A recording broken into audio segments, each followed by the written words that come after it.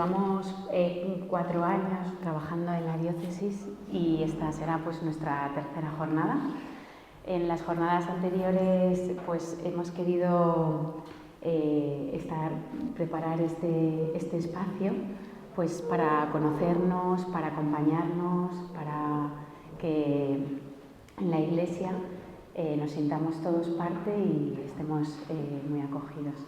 Así que muchas gracias por venir. Y bueno, aquí tenemos a Sonia Ortega, que ha estado en el equipo del área de anuncio, catequesis, catecumenado y catequesis con nosotros como formadora bíblica, que nos ha ayudado un montón en estos 4 años, ha sido un gusto estar con ella. Y bueno, hoy estaba por aquí por Madrid porque ya no está aquí y nos viene a hacer esta ponencia tan bonita. Espero que disfrutéis muchísimo y que os toque mucho el corazón. Entonces vamos a empezar con una oración y ya os dejo con Sonia, ¿vale? Vamos a rezar a Gloria y a la Virgen, ¿vale? En el nombre del Padre, del Hijo y del Espíritu Santo. Amén. Dios te salve María. Llena eres de gracia, el Señor es contigo.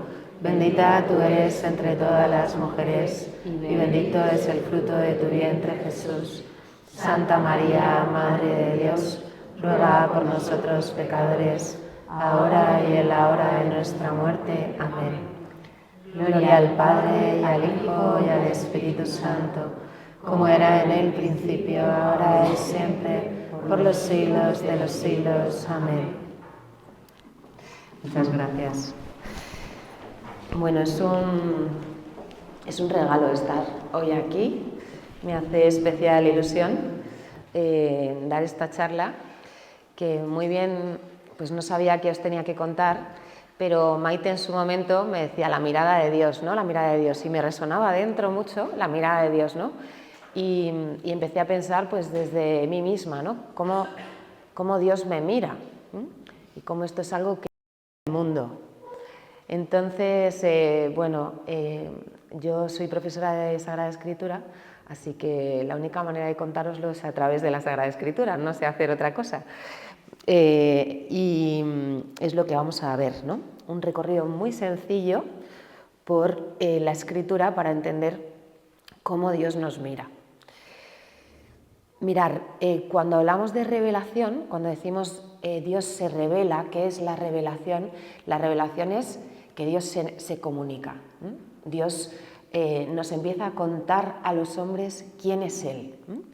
Y contándonos quién es Él, puedo yo empezar a entender quién soy yo.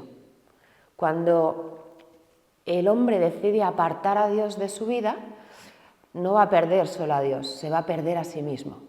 Porque nuestra propia vida sin Dios se vuelve ambigua, nuestra propia identidad, las cosas que tengo que hacer en la vida, el sentido de lo más profundo, parece como las olas del mar, ¿no? Lo que dicen unos, lo que dicen otros, ¿no? Sin Dios, que es como el fundamento de absolutamente todo, andamos de un lado para otro. Tomamos decisiones que nos llevan a sufrir mucho, queremos buscar una felicidad que nos lleva a todo lo contrario. Así que Dios tiene que comunicarse a los hombres, tiene que decirle a los hombres de nuevo quién es, para que los hombres entiendan quiénes son, entendamos quiénes somos. Y el Dios que ha creado el universo se va revelando a lo largo de la historia. ¿Y cómo lo hace? Lo hace poco a poco, porque no tenemos capacidad de acoger lo que Dios nos tiene que decir. Tiene que hacerlo poco a poco, todos aprendemos poco a poco. Todos necesitamos tiempo para aprender. En la vida nadie nace sabiendo nada, ni nace sabiendo amar. Así que Dios, en su infinita paciencia, se va adecuando al tiempo del hombre. Y poco a poco el hombre empezará a entender un poco más de qué va la vida, ¿no? ¿Cuál es la primera revelación que Dios hace? Nos dice que Él es el que ha creado todo. Dios es el que ha creado todo lo que vemos. Génesis 1. En el principio creó Dios el cielo y la tierra. Él se revela como el origen de todo. Todo lo que ves, absolutamente todo, nada es divino. Yo soy el Señor de todas las cosas.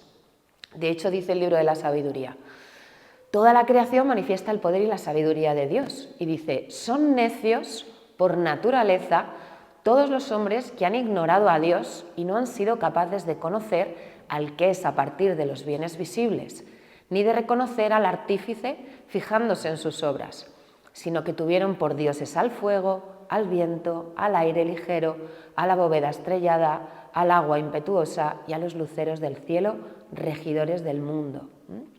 La propia creación ya me está hablando de Dios, me está hablando de la belleza inmensa que se encuentra en Dios. Y cómo esa belleza me está hablando de algo que está dentro de mi corazón. Mi corazón anhela y busca algo así de grande. ¿Qué más nos cuenta Dios?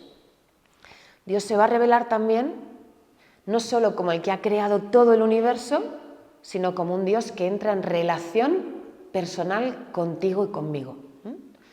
Cada ser humano, como hoy vamos a ver, somos únicos para Dios. Y Dios va a empezar a entablar esta relación personal con los hombres. A través de Abraham, que fue el primero que le escuchó, haré de ti una gran nación, te bendeciré, haré famoso tu nombre y serás una bendición. Y ese hombre que es Abraham, que va a coger la revelación de Dios, la irá transmitiendo a los demás, de tal manera que cada vez que Dios se vuelva a manifestar a otro hombre, le dirá, yo soy el Dios de tus padres. Todo esto es algo que está entrando en tu historia, en la historia de los tuyos.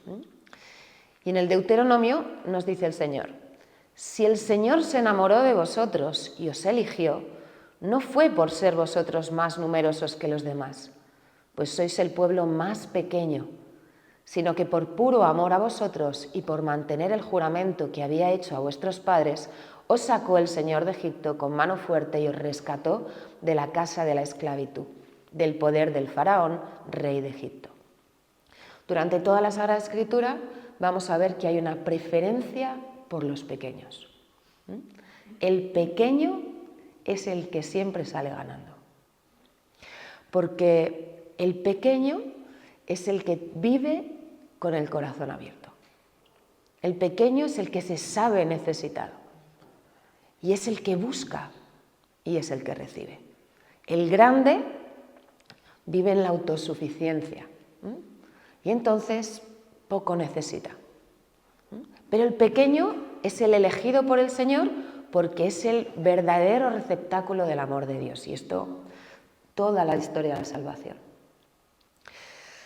Dios se va a revelar como santo y misericordioso. Señor, Señor, Dios compasivo y misericordioso, lento a la ira y rico en clemencia y lealtad. O el profeta Oseas está profetizando en un momento en el que el pueblo ha roto la alianza con Dios, está dando culto a otros dioses, está totalmente alejado y desprecia, ¿no?, todas las cosas de Dios. Y el profeta Oseas, que lógicamente ha denunciado esta infidelidad, en un momento determinado dice, ¿cómo podría abandonarte Efraín, entregarte Israel? ¿Podría entregarte como Adma, tratarte como Seboín? Mi corazón está perturbado, se conmueven mis entrañas. No actuaré en el ardor de mi cólera, no volveré a destruir Efraín, porque yo soy Dios y no hombre, santo en medio de vosotros y no me dejo llevar por la ira. El profeta nos va a mostrar que haga lo que haga el pueblo, Dios no puede dejar de amarlo.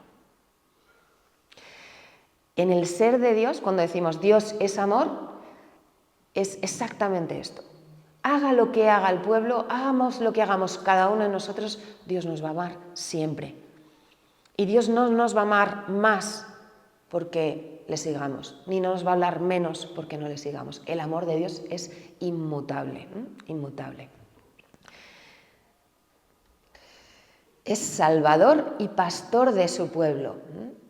Y ahora esto dice el Señor que te creó Jacob, que te ha formado Israel. No temas, que te he redimido, te he llamado por tu nombre, tú eres mío. Cuando cruces las aguas yo estaré contigo, la corriente no te anegará. Cuando pases por el fuego no te quemarás, la llama no te abrasará, porque yo el Señor soy tu Dios, el Santo de Israel es tu Salvador. Entregué Egipto como rescate, Etiopía y Saba a cambio de ti, porque eres precioso ante mí. De gran precio, yo te amo. En esta revelación de Dios creador, Dios personal, Dios misericordioso, lo que va haciendo Dios es decirle al pueblo: atención, tú eres precioso para mí. Si toda la creación, si todo lo que ves te parece increíble, tú eres mucho más. Y todo lo que ocurre y todo lo que te sucede, y aunque pases por fuego, aunque yo estoy contigo. Y tiene que decírselo al hombre porque el hombre ha olvidado esto. El hombre que está siendo pues sometido por el mal, esclavizado, piensa constantemente que Dios se ha olvidado de él. Así que Dios, a la vez que va enseñándole al hombre quién es, le va diciendo al hombre: yo estoy contigo. Nada de lo que te sucederá acabará contigo. Pero en el momento en el que Dios realmente nos enseña quién es, al pueblo del Antiguo Testamento le va enseñando poco a poco quién es, y de repente, ¿cómo nos muestra quién es? Con la encarnación. Dios tiene un rostro. Dios no solo nos habla y nos dice quién es y cómo vivir, y cómo, sino que de repente podemos verle. Cristo es el rostro de Dios. Por eso llamamos a este momento la plenitud de la revelación. Cuando Dios ya cuenta todo sobre Él, todo lo que tiene que contar sobre Él, lo va a contar ahora a través de Cristo. Porque no solo lo va a contar con palabras, sino que lo vamos a ver en la propia vida del Señor. Dios se da a conocer a los hombres hasta el punto de hacerse uno de ellos, para que yo pueda tocar, para que yo pueda ser consolado, para que yo pueda ser levantado. Jesús es la mirada de Dios. ¿Cómo me mira Dios? Hay que mirar a Jesús. Y ahora nos va a mirar Jesús, ahora nos va a decir Jesús cómo nos mira. A través de su mirada, Jesús nos va a revelar el corazón de Dios. ¿Quién es verdaderamente Dios? Una mirada que conoce, una mirada que acoge, una mirada que perdona, una mirada que llama, que ama sin distinción. Y esto es lo bonito, la mirada de Jesús es la misma para todos los hombres. El Señor mira a todos los hombres igual. El problema es que no todos los hombres le miramos igual, ¿verdad? Pero el Señor mira a todos igual, exactamente a todos. Y nos mira de esta manera. Su mirada nos llama. Lo primero que quiere hacer el Señor es encontrarse con nosotros y llamarnos. Pasando junto al mar de Galilea, vio a Simón y Andrés, el hermano de Simón, echando las redes en el mar, pues eran pescadores. Jesús les dijo: venid en pos de mí y os haré pescadores de hombres. Inmediatamente dejaron las redes y lo siguieron. Jesús te ve. Y si tú te dejas ver, también le verás a Él, como vamos a ver al final. Y esto ya me transforma la vida. Esta es la impresionante mirada del Señor, que es capaz de que nuestra vida cambie por completo. Lo mismo el pobre Mateo, ¿verdad? El susto que se llevó. Al pasar vio a Leví, el de Alfeo, sentado al mostrador de los impuestos y le dice: sígueme. Se levantó y lo siguió. Porque la mirada del Señor no es para los buenos, para los justos, sino es para todos. Vio Jesús que se acercaba Natanael y dijo de él: ahí tienes a un israelita de verdad en quien no hay engaño. La mirada de Jesús penetra el corazón. El Señor ve lo que nosotros no somos capaces de ver, ve nuestro corazón y por eso nos busca. Es una mirada que perdona y restaura. Es una mirada que ve no solo en lo profundo del corazón, no solo ve cómo es la persona, sino ve lo que necesita la persona. Y a través de esa mirada, el Señor nos da lo que necesita mi corazón. Jesús se incorporó y le preguntó: mujer, ¿dónde están tus acusadores? ¿ninguno te ha condenado? Ella contestó, ninguno, Señor. Jesús dijo, tampoco yo te condeno. Anda y en adelante no peques más. ¿No vería Jesús su pecado? Pues claro que lo vio. ¿No vería Jesús la justicia de aquel momento? La vio. Pero lo que Jesús ve, y es lo que a veces nosotros no vemos, es el inmenso amor que el Padre tiene por ella. Jesús nos enseña con su mirada a separar pecado de pecador. El Señor siempre ve el pecado y es lo que hay que arrancar. Al pecador le ama y ese amor es lo que va a transformar. Nosotros muchas veces miramos al pecador y solo vemos pecado, ¿verdad? La persona nos pasa desapercibida. La mirada de Jesús es una mirada que consigue enseñarnos cómo toda persona es digna de ser amada porque es amada por el Padre primero, ¿no? Al pobre Pedro, esta mirada del pobre Pedro, gracias Maite. Cuando Pedro le niega 3 veces, nos cuenta San Lucas, y Jesús sale de la casa de Caifás para ir al pretorio romano, se encuentra con Pedro.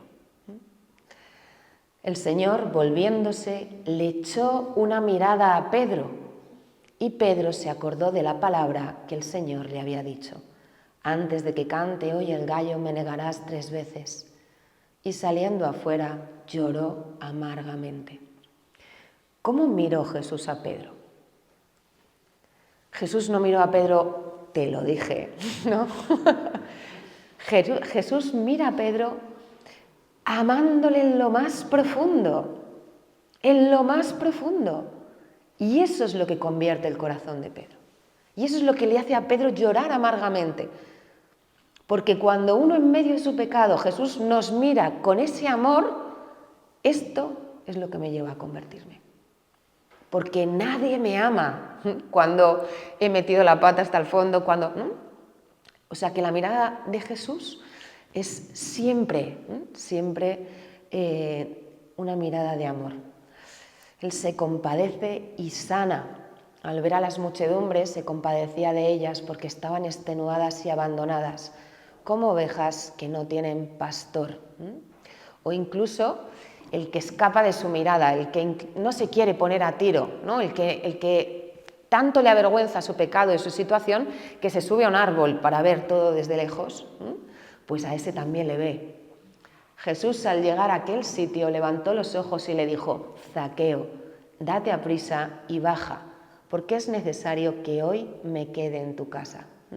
Cuando yo no quiero ser vista por Jesús, Jesús también me ve. Es este amor del Padre, ¿no?, que nunca nos deja. Y en definitiva, esto es lo que viene a comunicarnos el Señor, el amor del Padre. Y nos enseña que el amor del Padre rompe con todo lo establecido. Rompe con lo que el mundo piensa que las cosas tienen que ser. El hijo se va de casa, se gasta todos los bienes, incluso su propio hermano le parece fatal que el padre mate el cordero cebado. Dios se nos empieza a revelar con una justicia que no es la nuestra. Y nosotros una y otra vez vamos a apelar a la justicia del mundo. Es que no es justo que este hermano que se ha gastado absolutamente todo, ahora tú se lo des. Y el Señor nos va a decir, es que no entiendes qué es justicia. Es que tú solo miras el mundo, pero la justicia solo tiene un nombre y es misericordia. El que recibe el amor de Dios solo puede vivir respondiendo con amor, con misericordia. La justicia de Dios es la misericordia. Si no, ninguno de nosotros estaríamos aquí, ¿verdad? Si yo tuviera que devolver todo lo que he hecho mal, no podría ser. Yo cada vez que voy a confesarme, el Señor me ama a pesar de mi pecado. Perdonar es exactamente esto, ¿no? Dar de más. Y eso es lo que me revela que es el camino de mi felicidad y de la felicidad de los demás, ¿no? Cuando aún está lejos de su padre, lo vio y se le conmovieron las entrañas, y echando a correr se le echó al cuello y lo cubrió de besos. Marcos 10:21, el joven rico, incluso en esta situación que es impresionante porque, ¿no? ¿Qué tengo que hacer? ¿No? Vende todo lo que dice. Jesús se le quedó mirando, lo amó y le dijo, una cosa te falta, anda, vende lo que tienes, dáselo a los pobres, así tendrás un tesoro en el cielo, y luego ven y sígueme. ¿Qué hizo el joven rico? Se fue, no pudo, dijo, vender lo que tengo, ¿no? Yo cumplo los mandamientos, pero vender lo que tengo. Pero fijaros, ¿no? San Marcos nos da el detalle. Jesús se lo quedó mirando, lo amó y le dijo, Jesús le ha dado al joven rico lo que le falta. Y ahora se lo pide.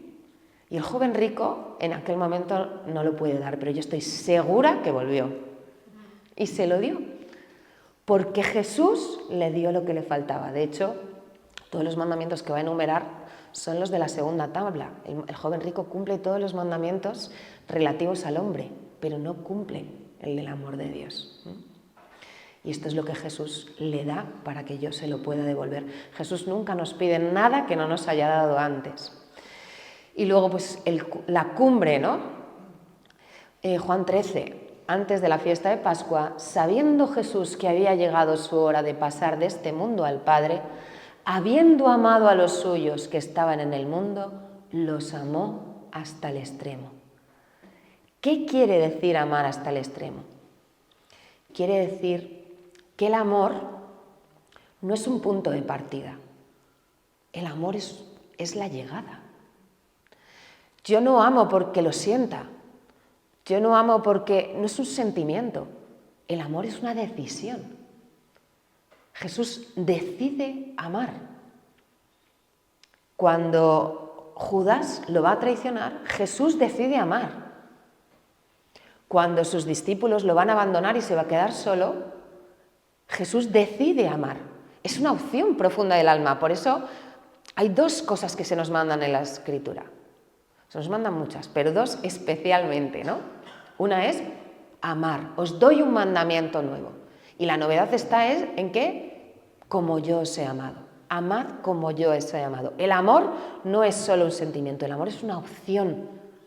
Yo tengo que elegir amar. Y yo tengo que elegir responder al que me hace daño con amor. Y el otro mandamiento, me encanta, es estad alegres. Os lo repito, estad alegres. La alegría es una opción profunda del alma. No estoy alegre porque lo sienta o porque me divierta o solo en esos momentos, sino elijo estar alegre en toda situación. Es un mandato.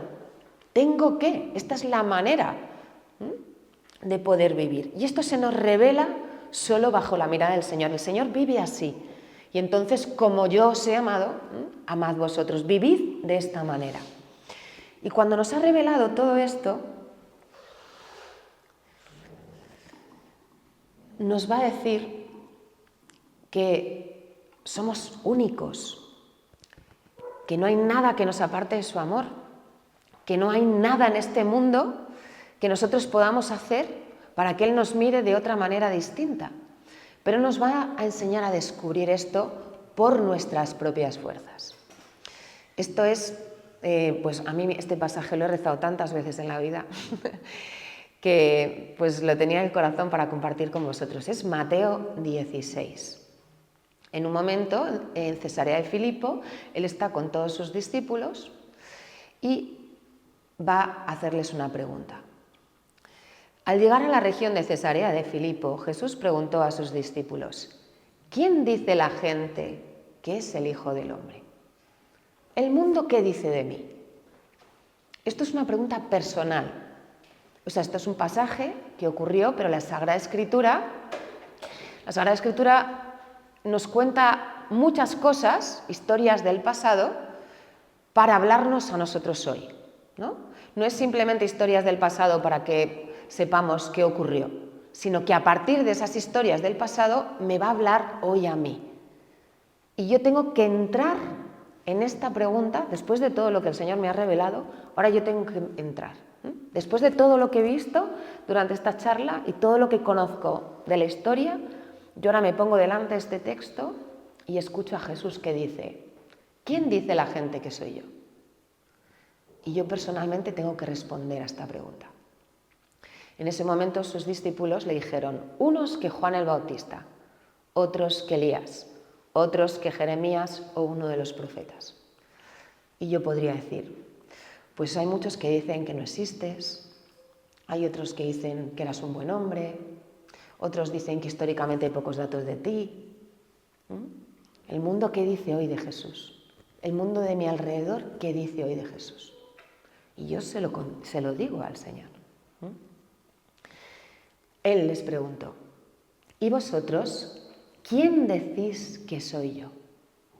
Tú vives en este mundo y todo lo que te rodea dice muchas cosas que necesitas escucharlas para ver si tú te las crees o no te las crees. Pero ahora tienes que contestar tú. ¿Y vosotros quién decís? ¿Quién soy yo para ti? Jesús te pregunta hoy, ¿quién soy yo para ti? Y en ese momento, pues Simón Pedro se levanta y dice, tú eres el Mesías, el Hijo del Dios vivo. Y sale de lo más profundo del corazón. Pero cada uno de nosotros tenemos una respuesta a Jesús. Y una respuesta que espera a Jesús. Jesús me pregunta, ¿quién soy yo para ti? Todo lo que has visto en la vida, todo lo que te han dicho de mí, todo lo que el mundo dice de mí, todo lo que has aprendido, lo que te ha sido revelado, lo que te han enseñado, pero ahora, ¿quién soy yo para ti?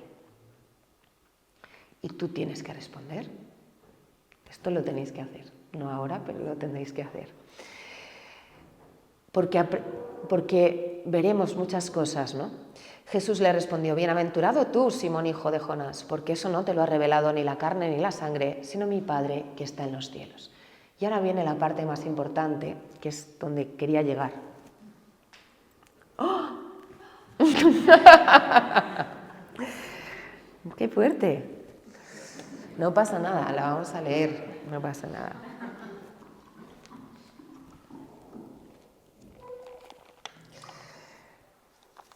Jolín, la tecnología no tenía ninguna intención hoy de que viéramos esta charla, es que, madre mía. No pasa nada, la leo de la Biblia, sí, muchas gracias, Iñaki. Dice,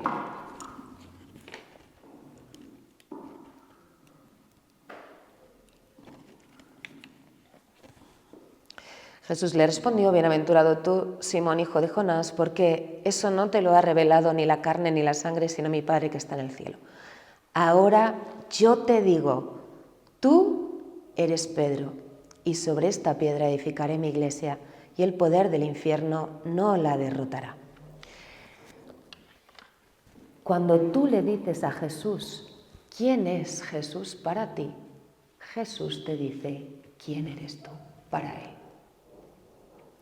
Hasta que yo no declaro quién es Jesús para mí, yo no descubro quién soy yo.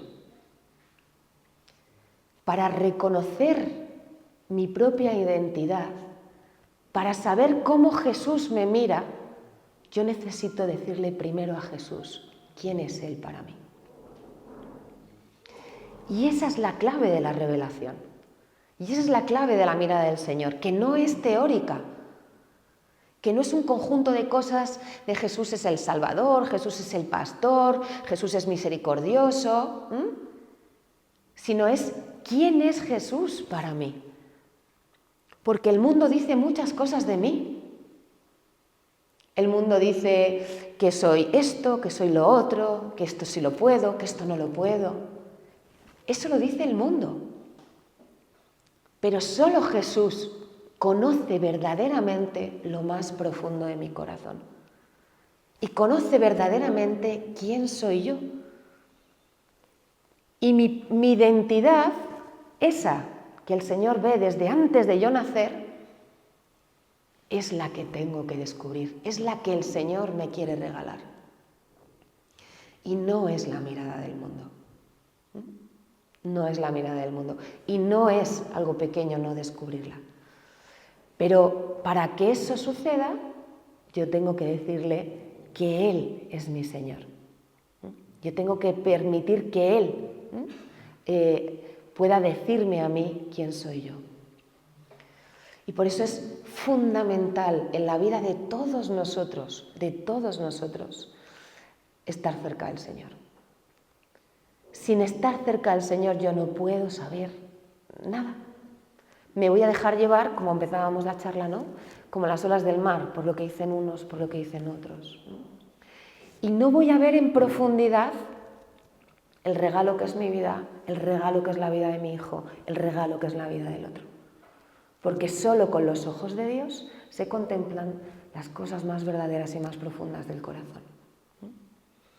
Y como soy cristiano y quiero vivir esta radicalidad del amor con la que me mira Jesús, quiero descubrirla para mí y quiero descubrirla para los míos. Y eso, Juan 14, conoceréis la verdad y la verdad os hará libres. Podré vivir con una verdad que solo recibo del Señor. No busco la verdad en el mundo, no busco la verdad en la acogida o en el rechazo del otro, sino busco la verdad que fundamenta mi vida y la de los míos. Y eso es lo que me conduce a la libertad y a la felicidad. Así que os he dejado deberes. Mateo 16. Yo la primera vez que hice esto lo escribí, ¿no? O sea, me puse delante del Señor y muchas veces decimos, pero ¿cómo me va a decir a mí, Señor, quién soy yo? Prepárate. Coge un lápiz y un papel y escribe lo que en ese momento se pase por tu cabeza. Dios habla a través de nosotros. Dios no nos habla como en relámpagos, como en el Antiguo Testamento. Dios nos habla al corazón y nos habla con nuestras palabras, con nuestro pensamiento. Entonces, cuando uno está delante del Señor y el Señor tiene que hablarte, te va a hablar a través de ti. Así que escribe lo que venga al corazón y ahí descubrirás la mirada de Dios. Muchas gracias.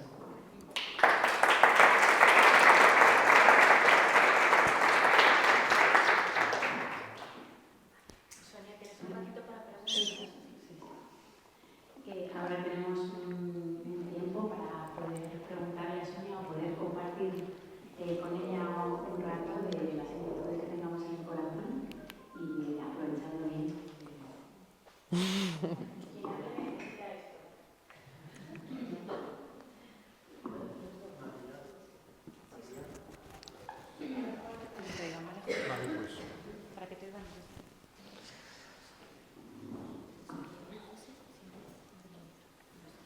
¿Los dos? Bien.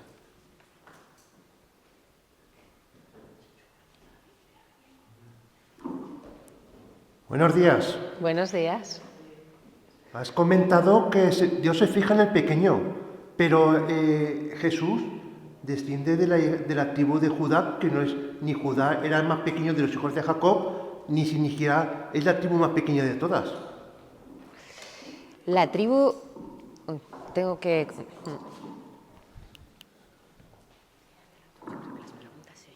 Sí, ¿no?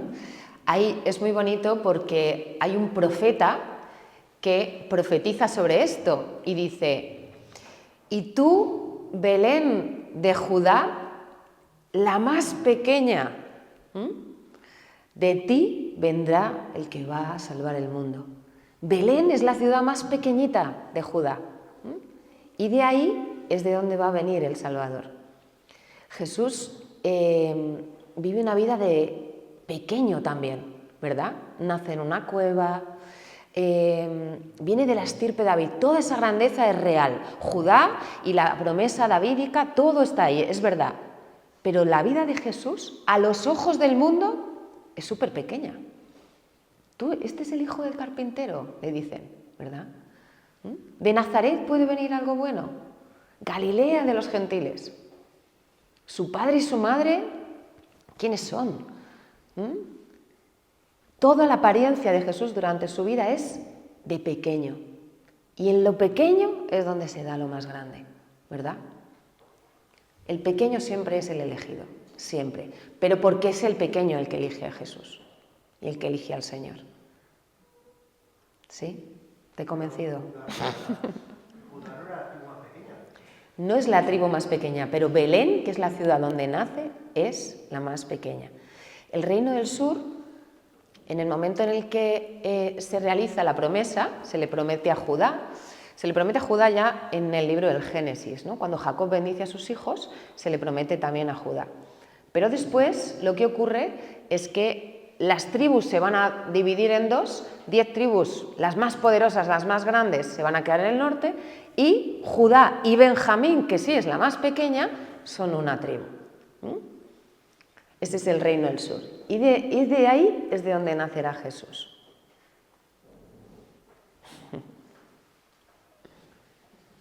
¿Qué más?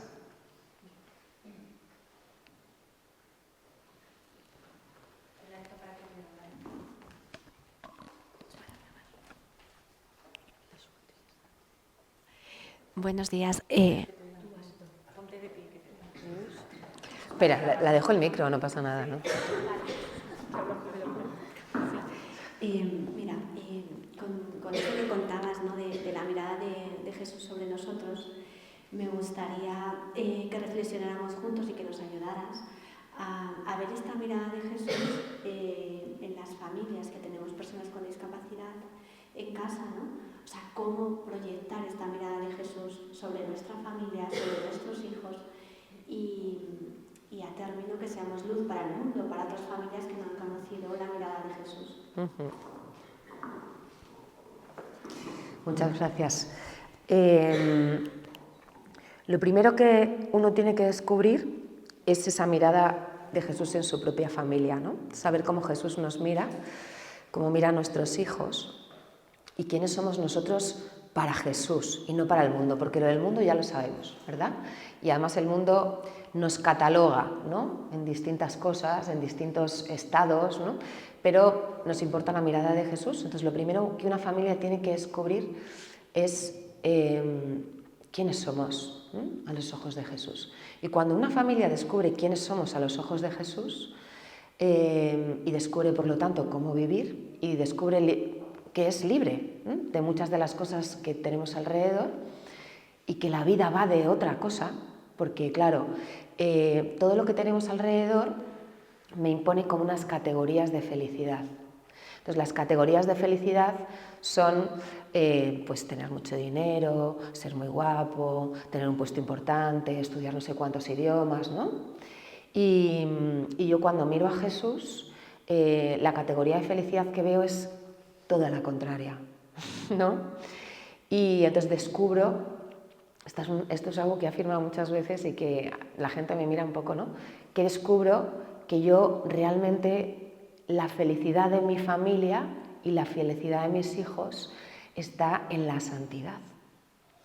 Y que la manera en la que un padre quiere darle lo mejor a sus hijos, pues mira, a lo mejor no es un MBA, ni es una carrera universitaria, ni son 7 idiomas. Lo mejor es darle a mis hijos a Dios. Porque en la medida en la que mis hijos vivan y conozcan a Dios, serán felices y harán felices a los de alrededor. Y da igual si es barrendero, si es director de banco o si es profesor universitario. Será feliz. Porque la plenitud de la felicidad es la santidad. Entonces, una familia lo primero que tiene que descubrir es esto. Y uno cuando descubre esto, pone los medios para poder vivir así. ¿Y qué te ocurre? Pues que te conviertes en signo de contradicción en medio del mundo. ¿No? Porque claro, lo que el mundo quiere es otra cosa y lo que tú buscas es algo muy distinto. Entonces, sin tú quererlo, y como dice San Francisco, ¿no? Hice al mundo entero, yo hace el Evangelio y solo cuando sea necesario hablar de él, ¿no? Uno con su propia vida empieza a mostrar al mundo que la vida va de otra cosa y que la felicidad que el mundo anhela se encuentra en otro sitio. Pero esto no se puede contar con palabras, hay que vivirlo. ¿no? Hay que vivirlo primero en casa, ¿no? Y uno cuando empieza a vivirlo en casa y esto empieza a ocurrir, el mundo tiene tanta necesidad de esta verdad. Porque la gente sufre tanto con un MBA, perdonadme los que tengáis un MBA, ¿no? Pero, ¿no? ¿Me entendéis, no? O sea, la gente sufre tanto y además es como nunca se acaba, ¿no? Tenemos todavía que ponerles más cargas a nuestros hijos, tienen que tener todavía más títulos universitarios y tienen que tener una proyección social todavía no sé cuántos. Y las redes sociales es una presión tan grande que nunca termina. El mundo necesita ver que la felicidad se encuentra en otro lugar. El mandamiento dice, ¿no? Os doy un mandamiento nuevo, que os améis unos a otros como yo os he amado. En eso conocerán que sois discípulos míos. En verte a ti, el mundo conocerá qué es el amor. El mundo entenderá qué es la belleza. El mundo entenderá qué es la verdad. Pero la única manera de que el mundo entienda esto no es que demos clases, sino es que vivamos. Sí.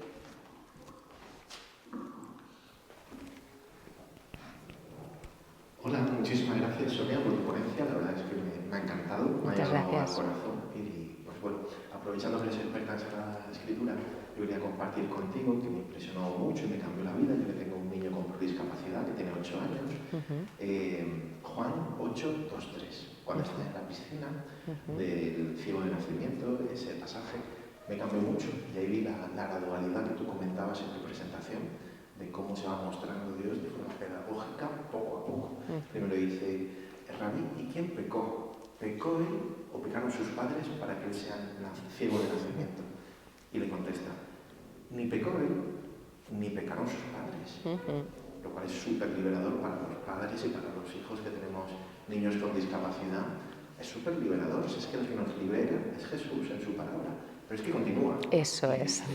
Él vino así al mundo para que se muestren las obras de Dios. Eso es. Entonces, pues bueno, yo aprovechando, lo quería compartir contigo y escuchar tu opinión al respecto. Qué fuerte, porque tenía este pasaje en el corazón también para esta sesión. Fíjate, ahora cuando lo has dicho, qué fuerte. Es de los pasajes más impresionantes, además, del Evangelio de San Juan, ¿no? Para que en él se manifieste la gloria de Dios. Y es justamente lo que tú acabas de preguntar. En nuestros hijos con discapacidad, yo también tengo una niña con discapacidad, bueno, tengo muchos, en África tengo muchísimos, es una belleza increíble y además ellos son increíbles, ¿no? Porque allí la vida es muy sencilla. Se manifiesta, en ella se manifiesta la gloria de Dios todos los días, todos los días. La belleza que tiene es una manifestación de la gloria de Dios, porque en mí es mucho más difícil que se manifieste la gloria de Dios, porque no me falta nada, entre comillas. No, entre comillas, no me falta nada. Pero cuando uno es pequeño, es mucho más fácil ver la gloria de Dios. Cuando uno es grande, pues parece que todo lo grande que hay en mí es por mis propios méritos. Y todo me lo he labrado yo y me lo he conseguido yo. Pero cuando soy pequeña y cuando pues no puedo determinadas cosas o cuando tengo determinadas limitaciones, es mucho más visible a los ojos del mundo la gloria de Dios. Porque es de una belleza ser pequeño, es tan conmovedor, es de una libertad tan grande. Somos, yo personalmente, ¿no? Veo la libertad de nuestros chicos con discapacidad y digo, no es que me lleven de la delantera, es que me han dado 5 vueltas ya, ¿no? 5 vueltas.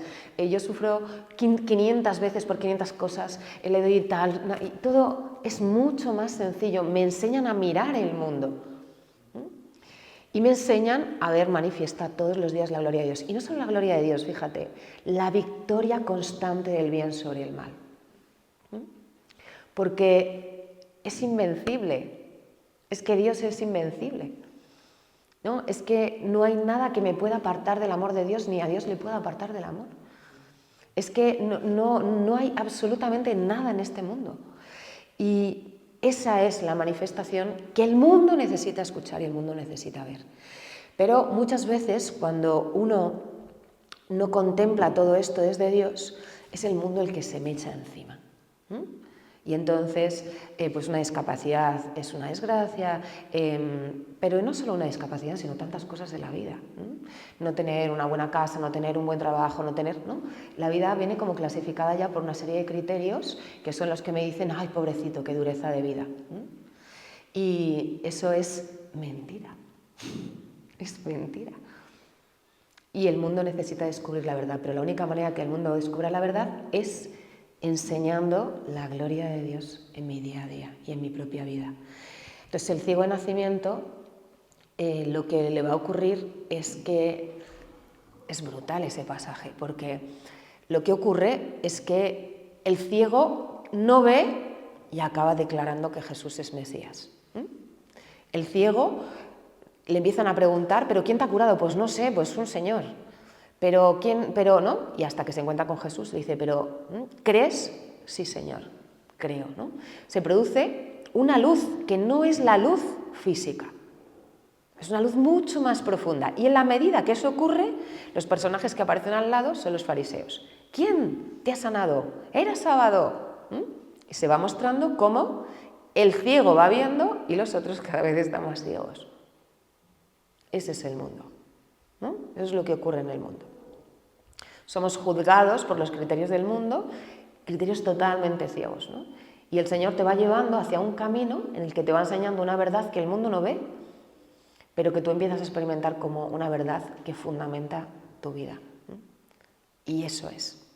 Y no tiene que ver tanto con la sanación física, sino con la sanación del corazón, que es la que permanecerá para siempre. Porque el ciego morirá, Lázaro morirá, todos moriremos. Pero lo que permanecerá para siempre es esa luz que ha atravesado mi corazón y que me ha hecho poder ver la realidad tal cual es, ¿no? Así que, gloria a Dios. ¿Qué más?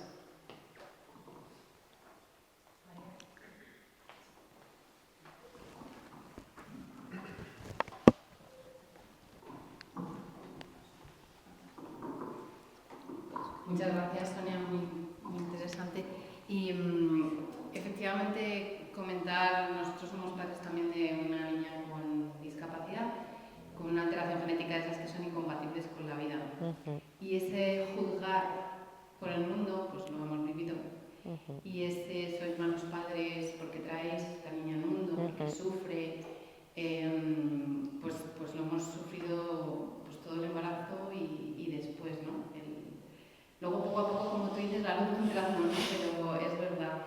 Y a mí me pasó, y igual que comentabas tú, cuando yo entró en mí ese versículo del que acoge a un niño como este, a un niño acoge, ostras, que cambió todo. O sea, me entró esta responsabilidad y dije, estáis locos. Es que no sabéis la responsabilidad que es esta niña para nosotros. O sea, es algo impresionante. Y efectivamente es contradicción. Y a veces es duro. Muy duro. El ser contradicción para el mundo, ¿no? El que en tu trabajo te vean como una loca, no sé, es verdad que es contradicción, pero esas palabras del Señor a mí me hicieron tener esa responsabilidad, ¿no? El que acoge a un niño como este, mi nombre me acoge a mí. Así que... Bueno, muchas gracias. ¿Cómo te llamas? Gema. Gema. Yo quería añadir que muchos comentarios son, pues la niña tiene esto, ¿no? Y claro, decía, pobre, ¿no? Y nosotros la contestación es pobre tú. Si ves a la niña es felicidad absoluta. Sí, la he visto. Y los infelices somos nosotros muchas veces, ¿no? Pero es cierto, ¿no? Que es duro. O sea, la dureza no desaparece. Me venían dos cosas según hablabas. Una es, ¿no?, el sufrimiento de los inocentes, que es Mysterio Iniquitatis, ¿no? O sea, es algo que no podemos... Pero cuando Santa Faustina Kowalska le pregunta, ¿no?, al Señor, vale, Señor, tu misericordia, tal, pero el sufrimiento de los inocentes, ¿no? Y Jesús le dice, tú no tienes capacidad para entender a esto ahora, pero ellos sostienen el mundo. Esto me pasó el otro día, es muy personal, pero lo estabas diciendo, digo, bueno, lo voy a tener que contar.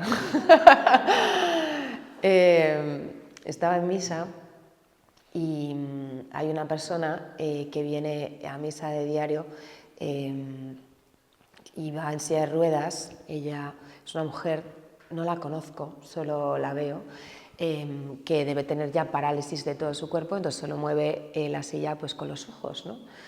Y bueno, pues siempre que, o sea, me ayuda muchísimo. A mí las personas con discapacidad me ayudan tremendamente. Yo cada vez que veo una solo puedo dar gracias a Dios porque se me pone delante un agradecimiento porque ellos sostienen el mundo.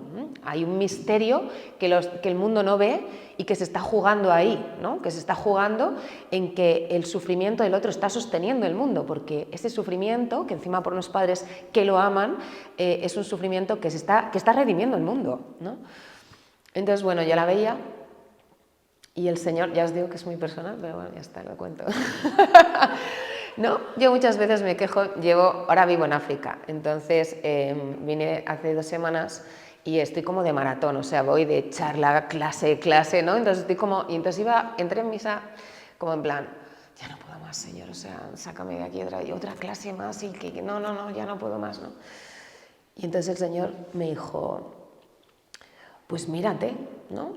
Porque el fruto de tu vida es visible para ti, pero el fruto de la vida de ella es invisible y es infinito.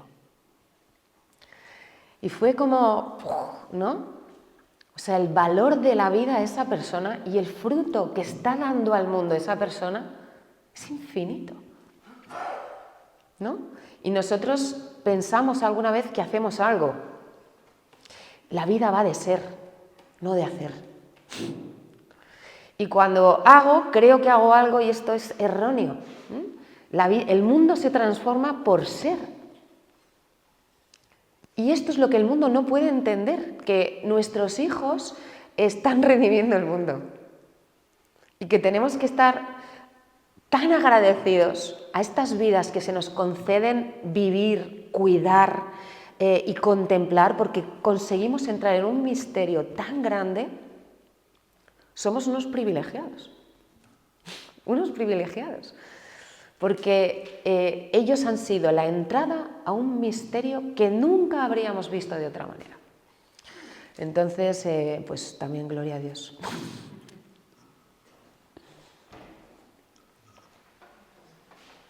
Sí, igual se me oye. Sí. Realmente ha sido impresionante. Yo no sé si esto es una conferencia o una meditación y ahora nos tendríamos que haber quedado en silencio delante del Santísimo que está aquí presente. Y si yo hubiera sido convocado aquí, pues eso como un matrimonio cristiano, como lo que somos y demás, en otro contexto, pues realmente, efectivamente, me hubiera fijado más en lo que realmente me has comunicado, que lo que tengo que hacer soy yo. Pero como he sido convocado aquí porque tengo un hijo con discapacidad, entonces, claro, no sé si la interpretación que yo hago o que estaba intentando hacer en cada momento cuando hablabas es cómo está mirando mi hijo, perdón, cómo está mirando Dios a mi hijo, cómo está mirando Dios a nuestros hijos con esas discapacidades, ¿no? Me acordaba también porque hace poco o sea, era la mirada de Dios lo que pone la Biblia, pero la Iglesia dice lo mismo. El Papa en la última exhortación apostólica sobre los pobres, realmente el centro son la gente que no tiene lo suficiente para vivir, pero también habla de ellos, ¿no? Como una especie de pobreza especial. Eso es. Y bueno, pues efectivamente me tengo que examinar. Ahora bien, o sea, yo creo que sí que ha habido, nuestro hijo ya tiene 22 años, y en estos 22 años sí que ha habido como un cambio. Al principio, o sea, nada más nacer, lo percibes como un regalo, En nuestro caso decíamos que era un regalo con lazo, porque es más difícil, o sea, en lo que quitas el lazo te cuesta trabajo ver que sea un regalo, porque no es lo que esperabas, ni con lo que soñabas. Por supuesto. Pero era él y lo vas amando. Había gente que nos decía que, bueno, que habíamos tenido un angelito. Cuando van pasando los años, ya resulta que percibes que eso que es auténticamente mío, o sea, yo le puedo dar a Dios mi libertad, pero esa es que me la ha regalado él antes. Hay algo que es auténticamente mío y solo mío, que son mis miserias y mis pecados. Entonces, eso dándoselo a él. Pues vas percibiendo que también nos tienen. Claro. Y que tienen fallos, y que tienen pecado, Claro. y que tienen miserias. Por supuesto. Entonces lo que pides es para ellos, como para el resto de los hijos, que sean santos. Lo que pasa es que pues con cada uno, pues uno que está en el paro, pues que sea santo, pero Señor, si pudiera encontrar un trabajo, otro que se va a casar, Señor, que sea santo, pero si su matrimonio realmente, otro que tiene una niña enferma, hombre, Señor, que sean santos, pero si es posible que salga de esta enfermedad, y otras cosas incluso más pequeñas, porque a Dios le hay que poner en todo, ¿no? Y entonces, pues eso, yo no sé si es una pregunta o una reflexión, o no sé por qué me he levantado, pero es ver eso, ¿no? Que nuestros hijos con discapacidad intelectual, también hay que enseñarlos a que den a Dios esas deficiencias y esas dificultades que, según la capacidad que tienen, son capaces, o sea, o esos defectos que tienen y que tienen que ir superando, y que tienen que saber, como tenemos que saber nosotros, que eso hay que regalárselo a Dios. Claro, yo decía, bueno, a ver si en la Biblia yo no sabría decir, claro, bueno, si hay ciegos, hay tal, pero no sé, nosotros en la parroquia de Boadilla, que es donde vamos, nosotros somos de Móstoles, pero a él le llevamos a una parroquia de Boadilla, y entonces a ellos los llaman los Lázaros. Bueno, Sí. usted sabe la historia, entonces Sí. ya está. O sea, ¿qué sentido tiene? Y entonces yo escuché una cosa, y me parece que era un sacerdote francés que tenía una teoría, que no sé, que yo luego no he visto en ningún sitio esa interpretación de ese texto evangélico, ¿no? Pero la verdad es que cuando lo escuché, a mí como padre de un chico con discapacidad intelectual, me dio mucha devoción. Pues claro, pues muy bien. Bendito sea Dios. Jo, muchas gracias. Es así, ¿no? Es un regalo con lazo, efectivamente, que no lo podemos idealizar, no es una idealización, pero ningún hijo lo es, ¿no? Los que tienen discapacidad y los que no tienen discapacidad, todos son un regalo con lazo, porque ¿no? Es lo mismo, ¿no? El que no tiene discapacidad, o sea, pues tiene pecado, como todos lo tenemos. Por eso es muy necesario esto, ¿no? Que Dios me revele quién soy yo para Él. Que Dios nos revele quién son nuestros hijos para Él. Para que podamos mirarles como Dios les mira. Y no como el mundo les mira, y no como yo con mi propio pecado también le miro muchas veces. Porque esto a mí me gustaría que fuera así, de otra manera, y yo quiero cambiarlo. Pero yo lo que realmente quiero es que Dios me enseñe a amar a mis hijos como Él los ama, como Él los mira, porque Él ve. Hay una experiencia muy bonita, a mí me sirvió mucho en África. En Liberia está la comunidad cenáculo, y la comunidad cenáculo allí no es ya casa de rehabilitación, sino son ya misioneros, se encargan de niños huérfanos. Entonces, todos esos chicos que se rehabilitan en las comunidades de Europa, antes de salir de la comunidad, pues pasan un par de años en esta misión y como misioneros, pues ayudando allá a los niños huérfanos. Entonces, cuando yo veía a estos chicos que se levantaban a las 5 de la mañana, que hacen una labor de misión impresionante, pensaba, esto es lo que Dios veía cuando estos chicos estaban drogándose en la calle. Porque lo que Dios ve es lo que hay dentro de ellos. La vida que estoy llevando pues es un despropósito y es un tal, pero Dios ve y trata de salvarme de eso, porque sabe lo que hay en lo profundo de mi corazón. Y Dios sabe lo que hay en lo profundo del corazón de nuestros hijos. Y a nosotros muchas veces hay muchas cosas que nos encantaría cambiar. Y tenemos la tentación, y lo digo como madre de una niña de 21 años con discapacidad, tenemos la tentación de metérnoslos debajo del brazo. Y entonces tiene que hacer esto y esto y esto y lo que, ¿no? Cuidado, que Dios me enseñe, ¿no? Que me enseñe a mirarlo, que me enseñe que Dios tiene un plan para este chico y que yo de rodillas también me ponga delante del Señor para descubrir cuál es el plan de vida de Dios sobre mi hijo.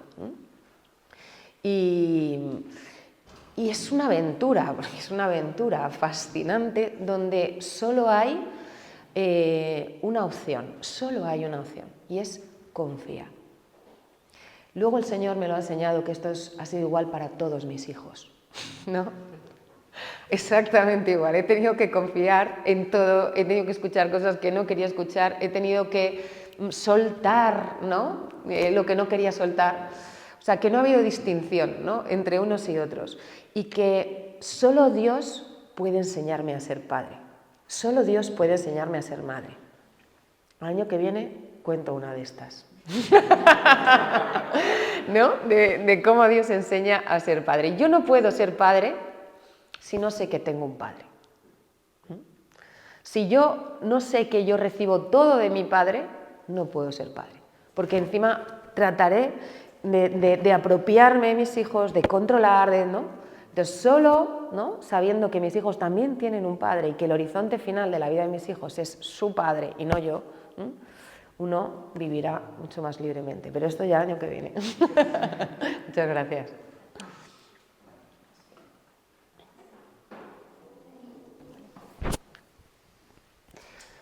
Hola. Hola. Hola. Hola. Te oigo. Ah, ¿Quieres este? ¿Te gusta? Este más, se oye mucho mejor.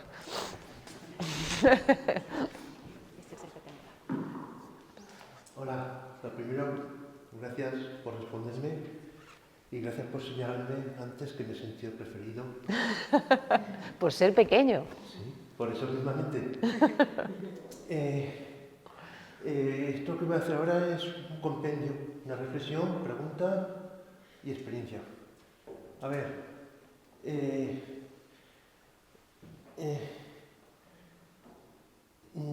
dices,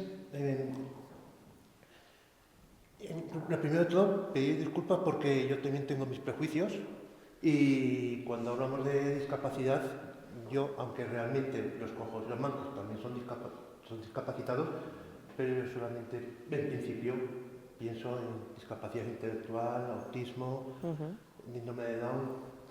Entonces yo siempre cuando he visto a esta gente, desde niños, me han parecido tan felices y tan llenos de felicidad que, entre comillas, me daban un poco envidia.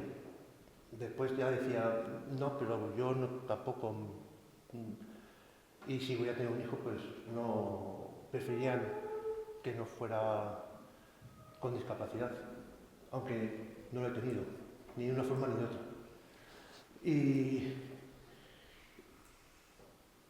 Pero es que ellos no son los raros.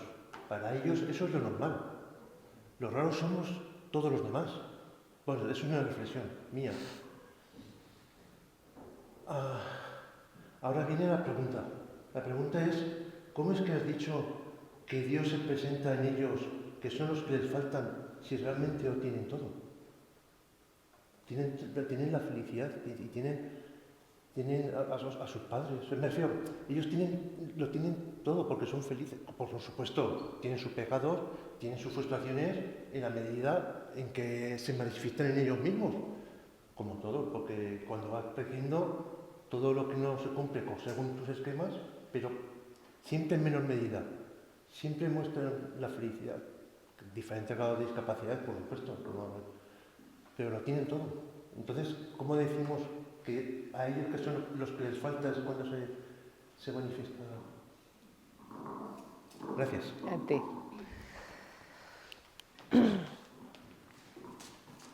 ¿Cómo te llamas? José. José, nadie lo tiene todo en esta vida. Todos estamos en camino en esta vida, absolutamente todos. Lo tendremos todo en el cielo. Entonces, el tiempo, la historia de mi vida, es el tiempo que se me concede para que Dios me lo vaya dando todo y yo lo vaya cogiendo todo. Entonces, es la vida es un camino hacia el cielo. El cielo ya está en mi corazón, porque yo soy hijo de Dios y hay una promesa sobre mi vida, pero a lo largo de mi vida, el tiempo que se me concede es el tiempo en el que Dios va a ir manifestando su vida en mí, cada vez más. Esto solo va a más. Es lo fascinante de ser cristiano, que solo va a más. Uno se puede quedar estancado unos años, pero esto es cada vez más y más y más impresionante. Y uno es cada vez más y más y más feliz, grande, libre. Esa es la vida del cristiano. Entonces, en nosotros cada vez se va manifestando más la gloria de Dios. En todos nosotros, con discapacidad, sin discapacidad, porque la mirada de Jesús es igual para todos. Y porque yo soy esta y el Señor me va a llevar hasta aquí. Y hay santos con 15 años. Hay santos con 80 años.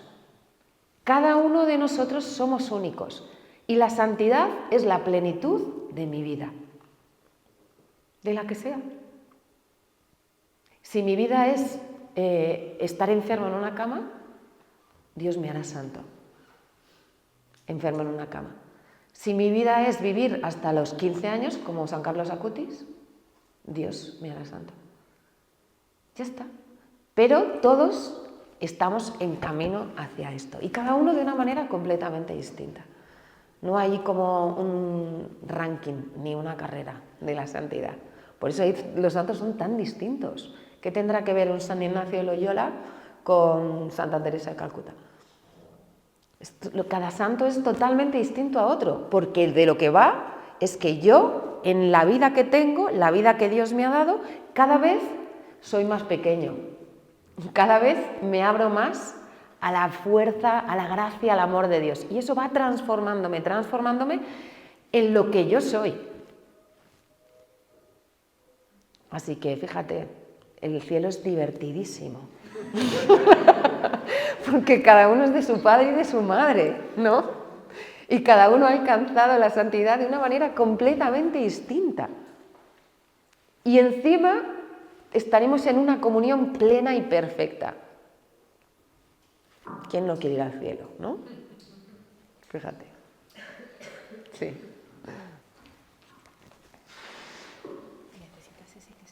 No lo sé. Hola. Hola. Mi nombre es Eli y vine un poco con expectativas de llevarme algunas respuestas. Yo trabajo en COSENFE, que es la Confederación Española de Personas con Discapacidad Física y Orgánica, y nos dedicamos a mejorar la vida de las personas con discapacidad. Yo evidentemente soy cristiana y creo en Dios y estoy fascinada con todo lo que has dicho, aunque en mi casa tengo a un hijo que se crió en la fe, creció en la fe y ahora se declaró ateo. Pero bueno, no hago más que rezar por él, estoy en mi grupo de madres y todo, y creo que lo único que puedo hacer es rezar, ¿no? Para que él encuentre a Dios, porque yo no le puedo imponer ahora, con 24 años que tiene, pues que viva como vivimos en casa. Pero entonces está también la parte de mi trabajo. En mi oficina son todos absolutamente ateos. La única creyente soy yo. Me respetan por ser creyente y incluso les gusta cuando, por ejemplo, tenemos un evento y yo les digo que Dios y la Virgen los bendiga y los cubra con su manto. Y ellos dicen amén. Pero vivimos en una realidad en donde nosotros nos dedicamos a ayudar a las personas con discapacidad, porque es verdad que son muy felices, pero también es verdad que viven en un mundo muy complicado. Sí. Trabajamos en educación para que haya inclusión en las escuelas, porque nos enfrentamos al tema de la no inclusión, no hay diseño universal, o sea, hay un montón de cosas que nosotros implementamos. Luego nos enfrentamos con el tema del empleo, que las personas pues luchamos para que tengan un empleo digno, un empleo justo. Hacemos muchas cosas para estas personas con discapacidad. Y hace poco yo tengo contacto con muchas personas, niños y adultos, y una persona adulta que con una discapacidad, porque las discapacidades orgánicas son las que no se ven, ¿no? Probablemente ese señor en silla de rueda que solo mueve los ojos tenga una esclerosis múltiple que la ha dejado cada vez más inmóvil y no le ha permitido mover su cuerpo y todo lo demás. Y hablando con una persona con discapacidad que es creyente, claro, la está pasando muy mal, entonces, bueno, ahora, producto de su enfermedad, ha perdido el habla, todo lo demás, y en un momento de nuestra conversación me dijo, ¿dónde está Dios? Y yo me quedé sin respuesta, ¿sabes? Porque hay momentos en que la pasan muy mal, o sea, viven en un mundo donde no es accesible, viven en un mundo donde todo es como más complicado para ellas y para ellos.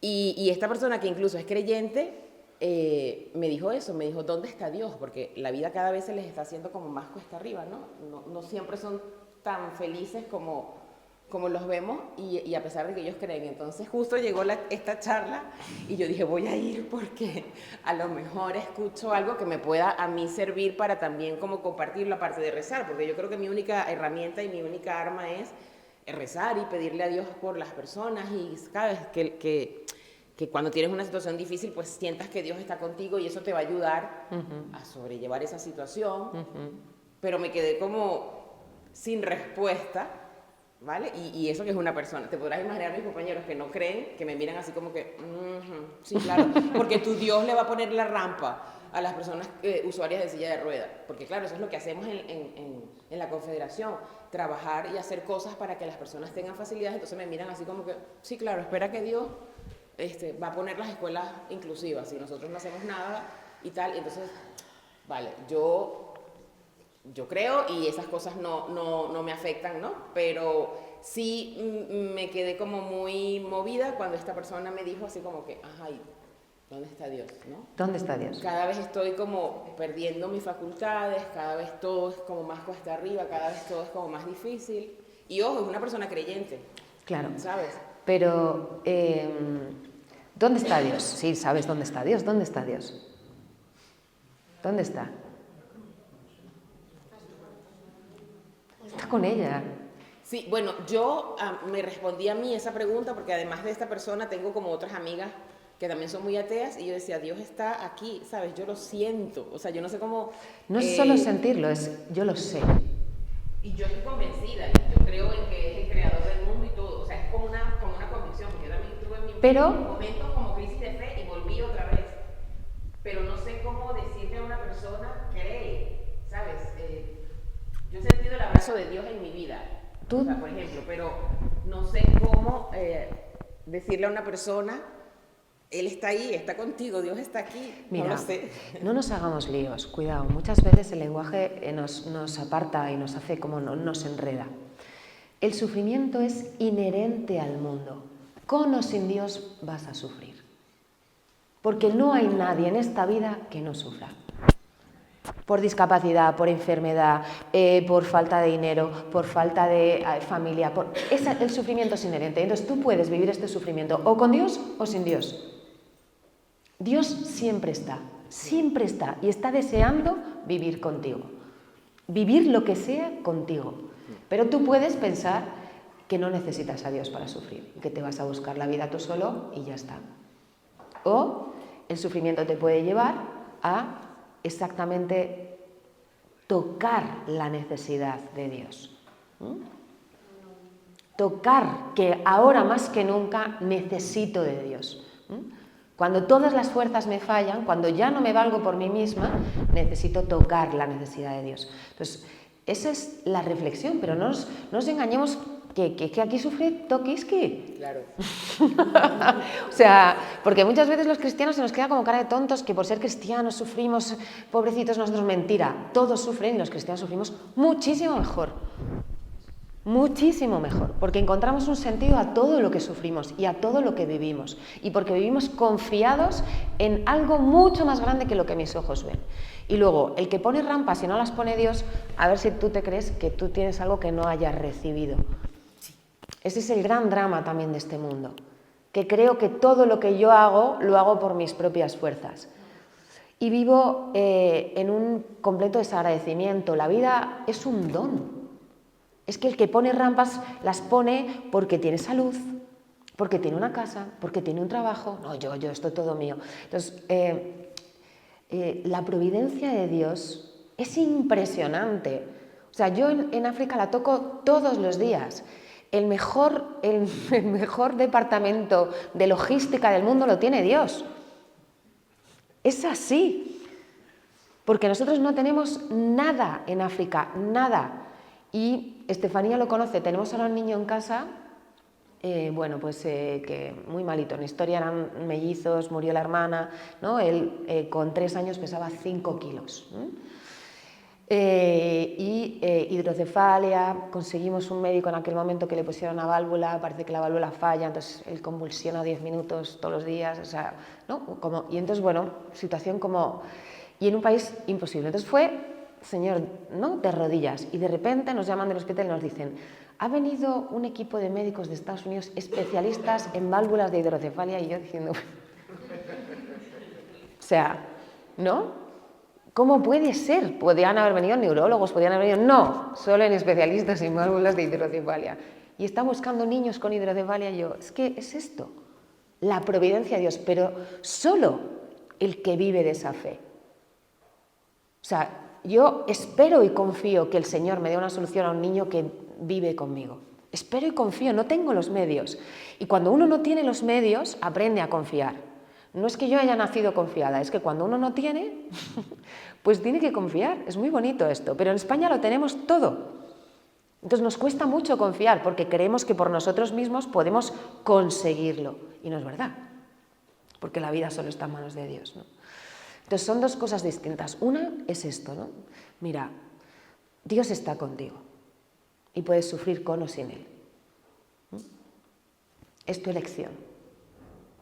Yo te digo que el sufrimiento con Dios tiene todo su sentido del mundo y que serás acompañada, consolada, comprenderás, verás, pero tienes que acogerlo. Es una opción del corazón. Y la otra parte es los que venga Dios a poner rampas, mira. Ya las pone, al cielo las pone, y te lo están perdiendo.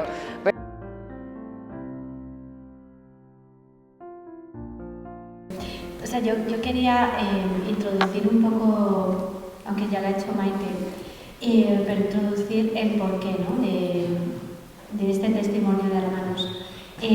No sé si aquí hay algún hermano pero en otras jornadas sí que ha habido hermanos de personas o chavales con discapacidad y también por mi propia experiencia de vida veo, ¿no?, que tienen un peso muy importante en la familia y que también tienen que tener como un espacio, ¿no?, para contar cómo están y porque su testimonio puede ayudar a otras familias a vivir mejor, ¿no? Y bueno, pues me gustaría empezar para que ellos se presentaran, ¿no?, aunque ya lo ha hecho Maite, o sea, quiénes son ellos y algo que les venga así como a la memoria, ¿no?, a la retina, de alguna anécdota de cuando eran pequeños, ¿no? Iñaki.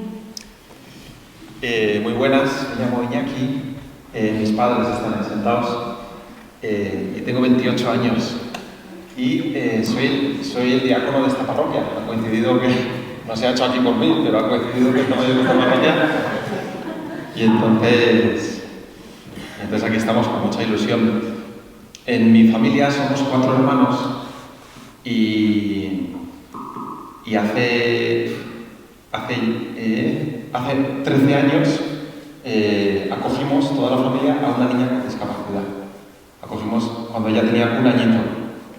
Es una acogida permanente. Una acogida permanente implica que esta niña tiene a sus padres biológicos localizados, la quieren mucho, pero tienen una gran...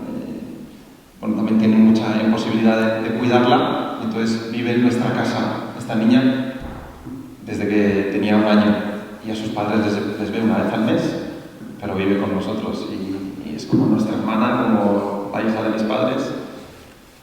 Y nada, ahora tiene 14 años esta niña, la cogimos cuando tenía 1 y yo tenía 15 en aquel momento. Y nada, muy contento de estar aquí.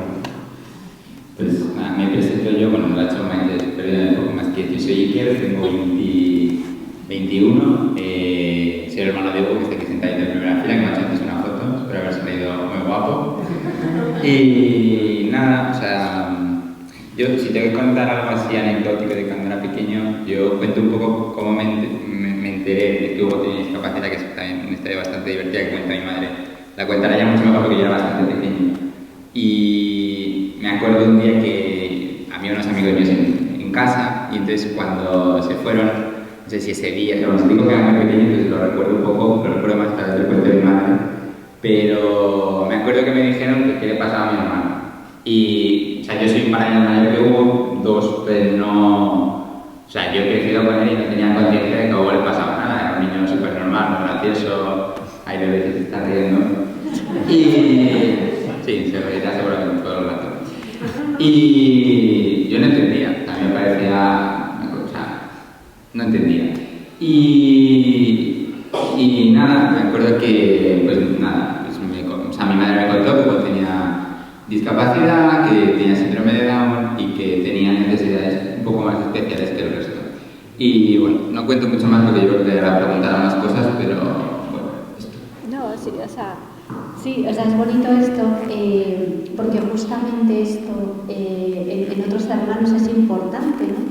Ellos crecen diciendo, o sea, mi hermano y ya está, no sabemos de discapacidades, pero hay un punto en que los hermanos se dan cuenta de que mi hermano tiene capacidades diferentes, ¿no? Entonces, sí que por favor, si puedes contar un poquito mejor esto, ¿no? ¿Qué significó para ti enterarte y cómo a través de esto luego pudiste como proyectar, ¿no? O sea, contar a los demás quién era tu hermano, o sea, o qué necesidades tenía, aunque fueran diferentes. Sí, o sea, yo realmente no tengo como gran conciencia de haber tenido que explicar, o sea, con palabras, la capacidad distinta que tenía mi hermano. Y cuento un ejemplo del cole. Hugo y yo hemos compartido el patio del cole 2-3 años. Luego él se fue a un cole de educación especial, pero como de primero a su tercero de primaria compartimos el patio del cole. Y entonces yo me acuerdo, pues, verle que estaba un poquito solo jugando en el patio, yo estaba con mis amigos, jugando al fútbol, y en invierno le cuesta mucho sonarse los mocos, un ejemplo muy tonto, ¿no? Y entonces yo me acercaba, estaba un poco con él, le preguntaba si se comía un sándwich, le ayudaba a sonarse los mocos, o sea, como... Y es a través de esto que otros ven pues, que tu hermano tiene unas capacidades distintas, o sea, que le cuesta más integrarse socialmente, que su aprendizaje es más lento, que le cuesta más estar atento a ciertas cosas que el resto estamos más pendientes, como este caso. Y esto, o sea, yo preparando un poco las preguntas y tal con mi novia estos días, yo le decía, o sea, yo como que en ningún momento he tenido que entender lo que le pasaba a Hugo con las capacidades distintas que ha tenido, porque hemos crecido juntos, o sea, para mí ha sido como, sí, o sea, simplemente vivir con él, la manera en la que he ido entendiendo las capacidades distintas que tiene las que tengo yo, pero como además no hemos tenido otro hermano hasta pasado mucho más tiempo, pues es la única referencia de hermano que tienes, ¿no? O sea, si hubiera tenido otro hermano un poquito más pequeño que Hugo, o sea, un poquito más cercano a la edad de Hugo, pues sí que quizá hubiera sido más sencillo percibir, pues, la comparación, la diferencia. Pero como era el cercano, el único que teníamos, pues ha sido un crecimiento, un adolescente como súper natural. Iñaki, ¿cómo ha influido la fe en la realidad de casa, ¿no? Con una persona con discapacidad? Pido perdón porque justo no he contado que a nosotros ya nos avisaron de que Eri tenía una discapacidad, pero no nos dijeron qué le pasaba. Nos dijeron, no se sabe qué va a pasar con esta niña. Es más, si no que me corrijan mis padres, pero yo recuerdo que nos dijeron que no iba a poder caminar, O sea, era una niña que venía con una enfermedad muy rara, hubo que operarla nada más nacer, de urgencia, de varias cosas de la cabeza, muy graves. Nos dijeron, es una niña que no sabemos ni siquiera cómo se va a desarrollar, no sabemos nada. Y nosotros la cogimos desde esa perspectiva, ¿no? Pues lo que sea, pues era, ¿no? La verdad que la cogimos con mucho cariño, pero ya yo tenía pues 14, 15 años justo y ya teníamos, no sé, o sea, teníamos, pues a diferencia de que tú tenías 2 años y que no, pues teníamos ya en la cabeza que venía una niña con una necesidad especial, ¿no? ¿Y cómo ha influido la fe? Me vais a permitir que me sirva de una anécdota. Es que no es mía la anécdota, pero es como si fuera mía, la verdad. O sea, la he hecho mía porque es que la he vivido tal cual, ¿no? Resulta que un hombre que tenía un hijo con discapacidad contó en un encuentro pues, de estos, no exactamente en nuestra diócesis, pero en un encuentro contó que él tenía un hijo con discapacidad y resulta que empezó a tener una pequeña crisis de fe, porque decía, si estamos hechos a imagen y semejanza de Dios, ¿cómo puede ser que mi hijo sea diferente? ¿No? Si estamos hechos a imagen y semejanza de Dios, ¿por qué mi hijo pues no lo parece, ¿no? A diferencia del resto? Y empezó a tener una crisis. Y en este momento de crisis, este hombre, uno de los días que estaba con su hijo paseando, pues su hijo vio que había unos niños jugando al béisbol. Y el niño, con discapacidad, le pidió a su padre, papá, quiero jugar. Y el padre pensó, no hijo, no puede. No. Pues el padre pensó, no puede jugar con estos niños al béisbol. Y el padre pues intentaba buscar excusas para decirle que no. Y el niño insistía en esa persistencia que muchas veces los niños tienen, ¿no? Que quiero jugar. Y el padre, no, otro día, que va a ponerse a llover. Que no, que quiero jugar. Que no, que otro día, que quiero jugar.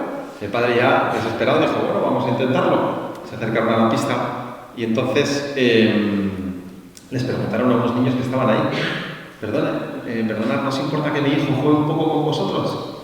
Y no, que se ponga ahí a la cola de los que van a batear, ¿no? Entonces estaban todos los niños como en una fila para batear y tal, y el niño pues se puso a la cola. Entonces fueron pasando y le llegó su turno y le dieron el bate y no sabía ni coger el bate, ¿no? Entonces le tiró la bola el pitcher y la bola pasó por delante del niño y el niño miraba y dijo, ¿qué pasa aquí, no? Entonces los niños se dieron cuenta y entonces el pitcher cogió la bola otra vez y se puso más cerca. Y otro detrás, otro niño que ni siquiera conocía, le cogió por detrás las manos y le sujetaba el bate. Y el niño, el pitcher, le tiró la bola muy despacito y con la ayuda del otro, le dio un poquito a la pelota. Y todos empezaron a gritar, venga, ahora corre, ponte a correr. El niño corriendo, ni bases ni nada, corría por donde quería, ¿no? Y empezaron, sigue, sigue. Hacían como que le pillaban, pero no le pillaban. Y llegó hasta la base. Y todos los niños se pusieron a aplaudir y todos lo celebraban, como Manuel. Y estaban como locos con el niño. Y el padre pues se puso a llorar desconsolados. Y cuenta el padre que reflexionando sobre ese suceso, decía, es que mi hijo, si hubiese sido un niño con una capacidad como tienen los demás en este sentido, pues se habría puesto a jugar, habrían competido, alguien habría ganado, se habrían ido a casa igual. Pero mi hijo ha conseguido que esos niños sean mejores. Mi hijo ha conseguido sacar el lado bueno de esos niños. Y es así. O sea, mi hijo ha conseguido ser rostro de Dios para esos niños, porque les ha hecho mejores. Y yo lo cuento esto porque con Erika, se llama mi hermana, con Eri, pues vas a muchos sitios, ¿no? Vas al parque, al supermercado, y no tiene filtro, Eri, y habla hasta con las paredes. Y en el autobús saluda a la gente, y en el parque habla con todo el mundo. ¿Y a qué obliga a la gente? A sacar su mejor versión. Es que es así. Es que te viene un niño con una discapacidad y te sale, ¿qué tal, bonito? Es que te sale, te saca lo mejor de ti. Y Eri en nuestra casa ha sabido sacarnos lo mejor. Y yo llego a casa ahora, cuando voy a visitar a mis padres, y es que es mi identidad, Eri. Y digo, a ver, ¿a dónde hay que llevar a Eri? Es que quiero hacerlo, es que me encanta, porque me saca de mí, saca lo mejor de mí. Y un niño con una discapacidad así tiene el don que Dios le ha dado de sacar lo mejor de ti, de que ya no vivas para ti, como el padre de Manuel, ¿no? Que está 24 horas con Manuel. Y no sé tu nombre, pero Pedro. Pero Pedro no vive para sí, vive para Manuel. Y la vida de Pedro es más digna de ser vivida incluso que la de alguien que vive para sí mismo. Y Eri, en nuestro caso, ha significado eso para nuestra familia. O sea, Eri, pues por la necesidad que tiene, es el centro de atención en nuestra casa. Es que hay que estar con Eri 24/7, porque ahora un poco menos, pero antes es que era constantemente, no te puedes despistar ni un minuto. Y nos ha sacado lo mejor de nosotros mismos, nos ha sacado. Y eso que vivió este hombre, nosotros lo vivimos con Eri constantemente, porque vayas a donde vayas, si vas a la parroquia es que todo el mundo sabe quién es Eri. Vas al supermercado, saben quién es Eri, o sea, en el parque, saben quién es Eri. Y a mí eso la fe ha supuesto para mí ese cambio, ¿no? Ese decir, Eri imprime rostros de Dios en muchas almas. Y en mí pues lo intenta, aunque yo soy duro de pelar, ¿no? Pero lo intenta. Y me saca de mí, me obliga a salir de mí. Perdonar la chapa, pero ya con el uniforme, pues al final te obligas, ¿no? A hacer la homilía, pero a mí me ha ayudado muchísimo, me ha ayudado. En tu caso, cuéntanos. Pues bueno, yo os cuento, en mi caso es un poco, diría casi al contrario.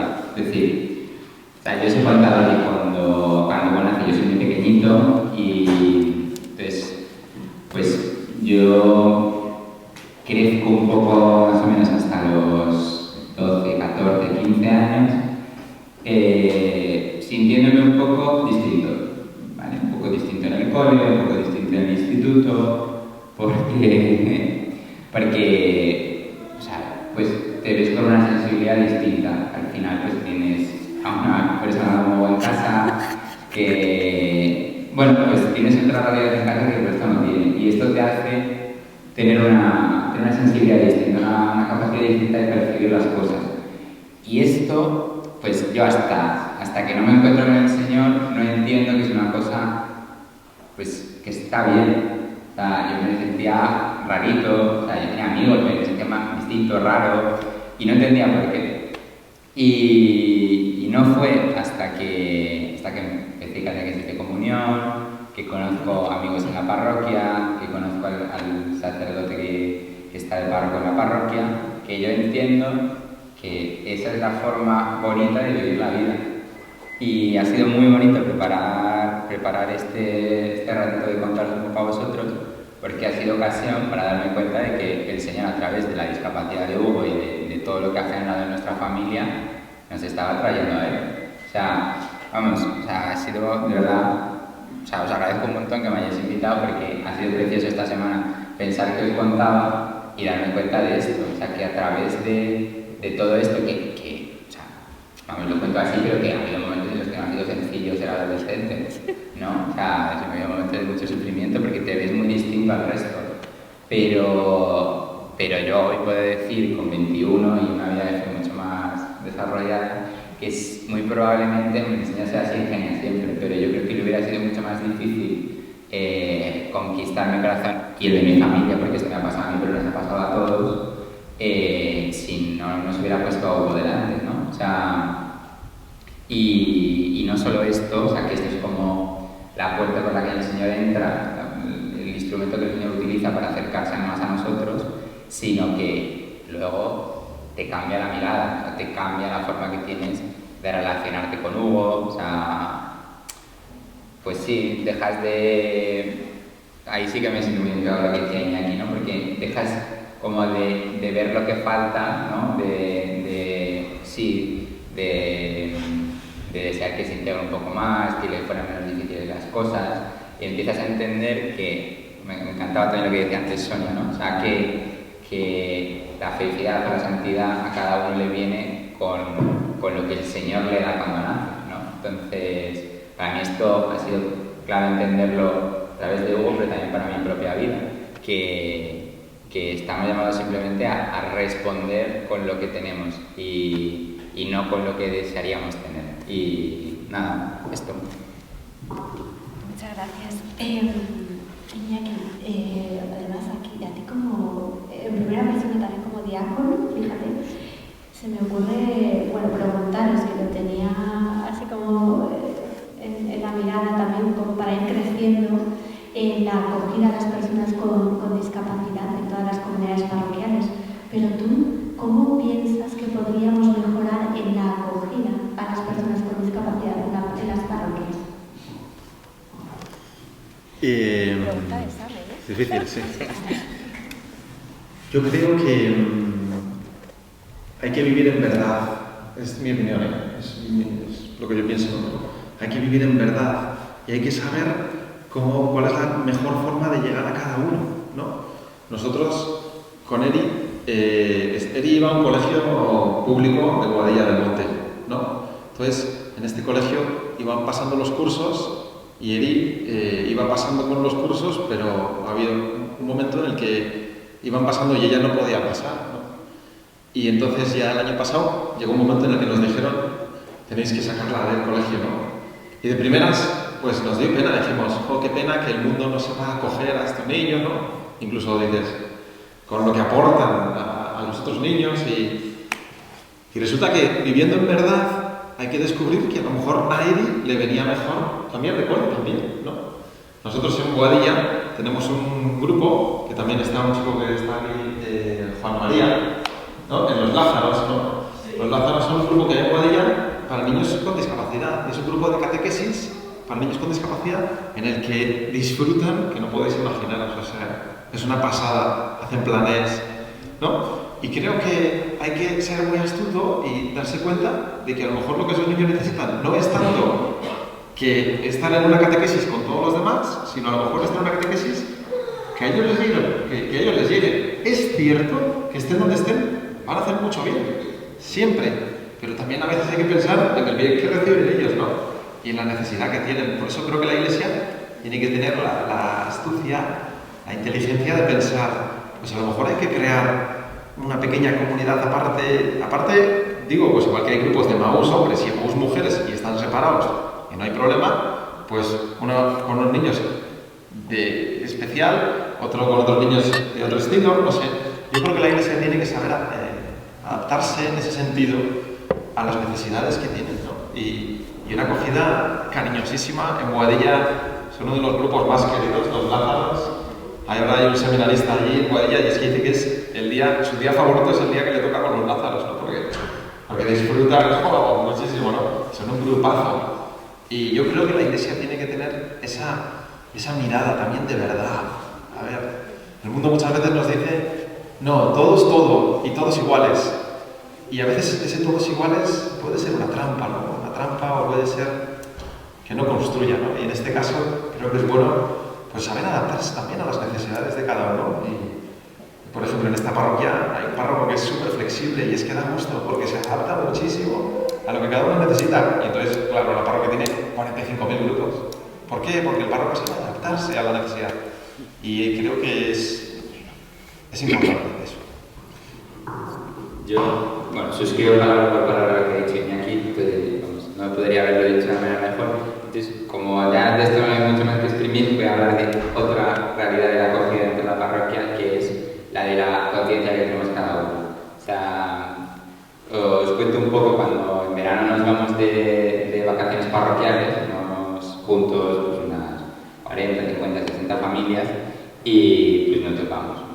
Y entonces a mí me encanta cómo la gente de nuestra parroquia acoge a uno con todo lo que es, con lo que le cuesta jugar, con lo que le cuesta estarse quieto, con lo ruidoso que es cuando estamos en los momentos de los que hay que estar un poquito más callado, ¿no? Y aquí es fundamental la conciencia que tiene cada uno de la acogida. O sea, que esto va súper de la mano de lo que decía Iñaki, pero es verdad que aunque generemos grupos, si no construimos también una conciencia individual, en la que cada uno se sienta también responsable de la acogida de estas personas que tienen pues les cuesta un poquito más integrarse, que les cuesta un poquito más estar, pues tampoco vamos a ningún sitio. Pero esto pasa con este tipo de personas y con cualquier otra, o sea, que eso se aplica a lo que queráis. O sea, que hay como dos cosas que hacer en paralelo, ¿no? Por un lado, generar los espacios en los que pues, les sea más sencillo al Señor acercarse a estas personas, y por otro lado, como la acogida general, ¿no? Y nada, no sé si... Iñaki, ¿tu hermana te ha enseñado algo que te sirva para vivir? Hombre, sí, por supuesto. Muchísimo, ¿no? Muchísimo. Hay una cosa que a mí me ayuda mucho de Eri, y es la inocencia. Hay una inocencia muy sana muchas veces en estos niños, ¿no? Y la mirada de Eri te enseña a mirar a ti también, ¿no? Yo a Eri no me la imagino pensando mal de alguien, la verdad, no me lo imagino. Y me ayuda a pensar, ojalá tener la capacidad de no pensar mal de nadie tampoco, ¿no? De excusarlo todo, que es un don, saber excusar el pecado del prójimo, ¿no? Es un don. Y hace falta, no sé, mucho corazón, ¿no? Para ver a alguien haciendo algo mal y pensar, pobrecillo, no se estará dando cuenta, o lo está haciendo sin querer, o cualquier excusa que quieras ponerle para perdonar casi de antemano a esa persona. Y Eri, en ese caso, en ese sentido, es que no tiene prejuicios para con nadie, al menos es lo que yo vivo con ella, ¿no? Es que vayas a donde vayas, ve a Bin Laden y se pone a hablar, ¿qué tal? No sé qué le diría, pero no tiene prejuicios, ¿no?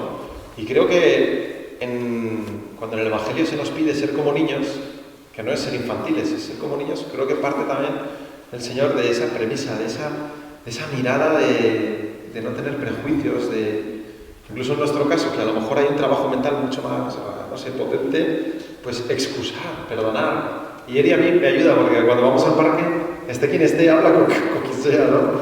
Y piensas, es que Dios también tiene ganas de hablar con estas personas, ¿no?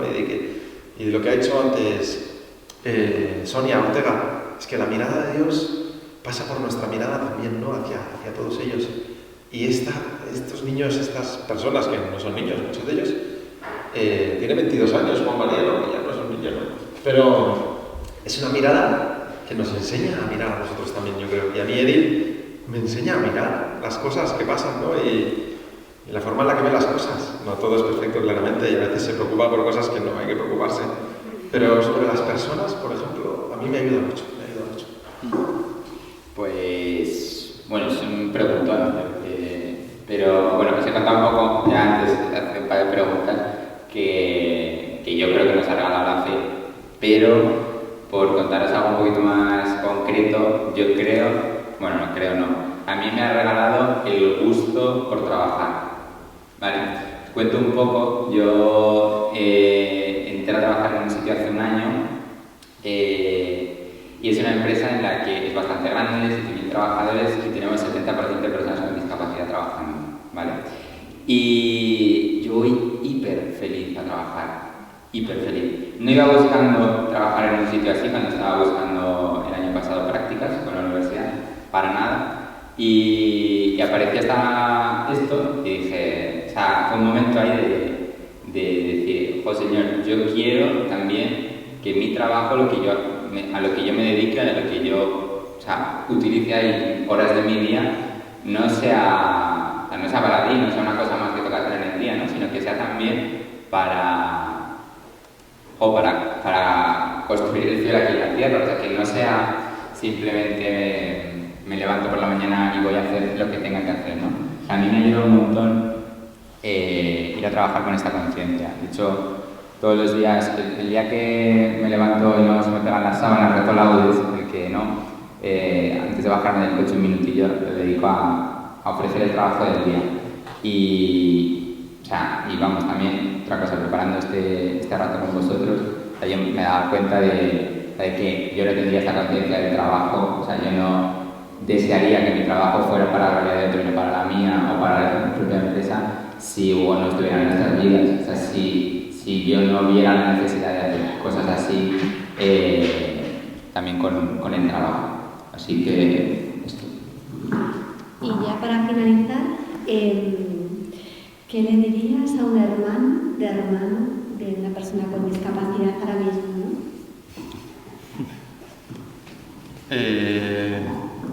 ¿Qué le diría a una persona que tiene un hermano con discapacidad? Sí. A ver, vamos a pensarlo. O sea, ya me han pasado las preguntas antes, pero no me acuerdo qué había pensado.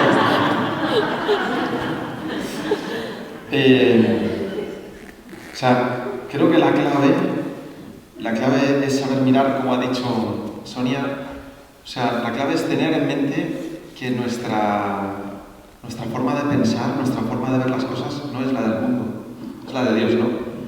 Y yo le diría, aprovecha la oportunidad que Dios te da para ser mejor. Aprovecha la oportunidad de salir de ti, que esa persona te ofrece. Que cuando esa persona te obligue a salir de ti, que no sea él el que te dé las gracias, sino que seas tú el que le des las gracias. Porque salir de ti es hacerte un favor. Porque hace que tu vida, como he comentado antes, sea mucho más digna de ser vivida. Porque no vives para ti, sino para él, ¿no?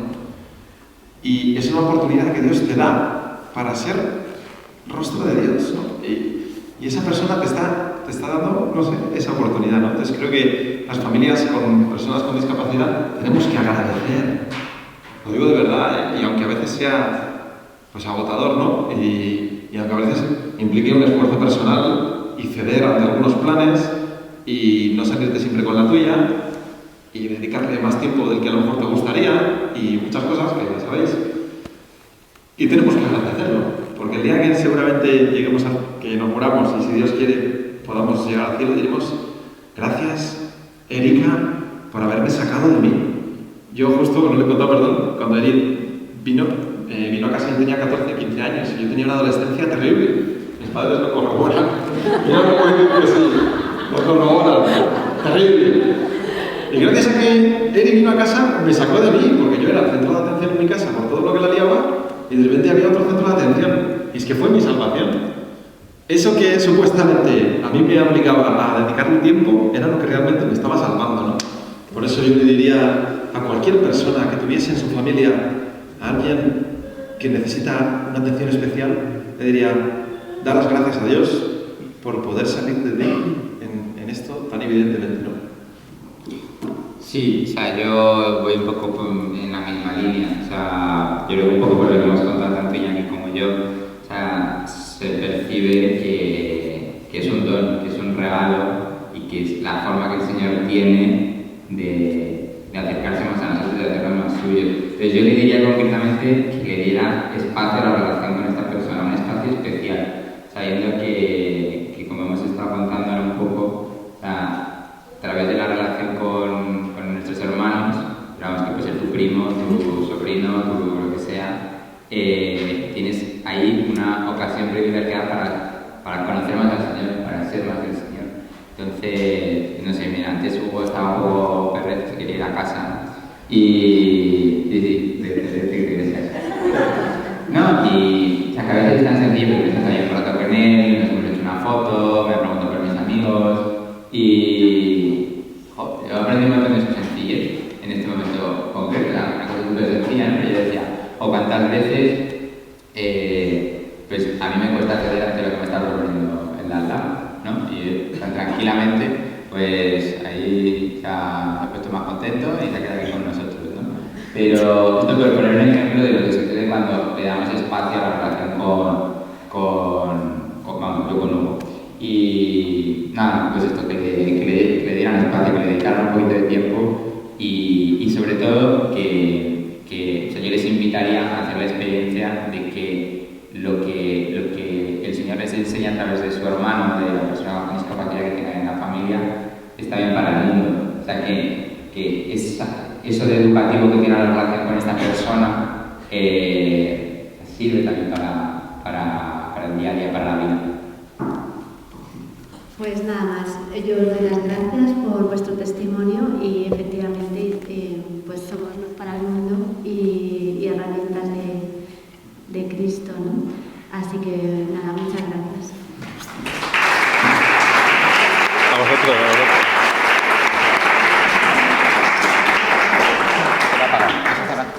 Tú también. Sí, si quieren preguntar. Ah, vale. Bueno, ahora voy a dar una pregunta rapidita, porque comentaremos la Eucaristía en la una y vamos a prepararlo todo. Entonces, lo que hayáis traído para comer, lo podéis poner allí fuera de forma bonita para que lo podamos compartir, ¿vale?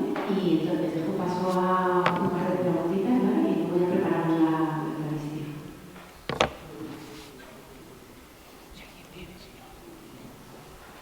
Que soy una pregunta, ¿no? Fantástico. Bueno, nosotros hemos tenido que ver otras veces la parte de Isabel y hemos tenido un poco de todo. Quiero decir, desde la que pues, le ha pillado más pequeña y entonces lo ha cogido como con toda la normalidad, hasta pues, las que han pillado en adolescencia y han tenido esa actitud de no me voy a aproximar porque no quiero sufrir.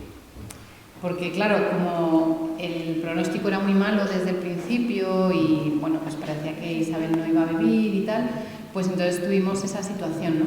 Una de las mayores tuvo, bueno, es que ahora a sus 21 años es cuando está empezando a aproximarse un poco más, pero sí que se puso como una barrera delante, ¿no? Porque no quería sufrir.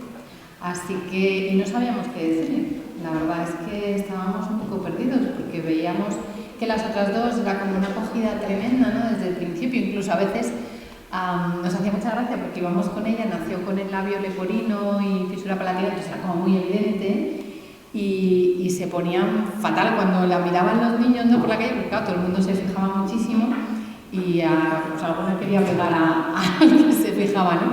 Pero esta otra, por ejemplo, pues ya os digo que fue, a ella le supuso un sufrimiento y un alejamiento porque no sabía cómo llevarlo, ¿no? Entonces, sí que os pregunto, y te lo pregunto a ti por el tema del sufrimiento, Iñaki, sobre todo, porque bueno, nosotros ya lo hemos pasado, pero eso puede pasarle a otro padre, o nos puede pasar con algún primo en algún momento.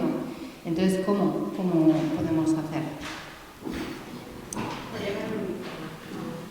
Te toca por llevar uniforme. Es que el otro día estuvimos comentando algunos temas del sufrimiento aquí en la parroquia. Es cierto, cada uno tiene un proceso, ¿no? de adaptación a la realidad que le supera, ¿no? Y en este caso seguramente a vuestra hija pues le superaba esta realidad, ¿no? Yo creo que para querer como Dios quiere a estas personas también hay que tener una mirada que trascienda, ¿no? Porque a ojos del mundo, pues no, esa persona a lo mejor hasta no merece ni vivir, ¿no? Muchos médicos dicen, tu hijo va a salir mal, a lo mejor es mejor que no viva, ¿no? Lo que justo comentabais anteriormente en el comentario que ha hecho tu marido en la charla anterior, ¿no? de Sonia.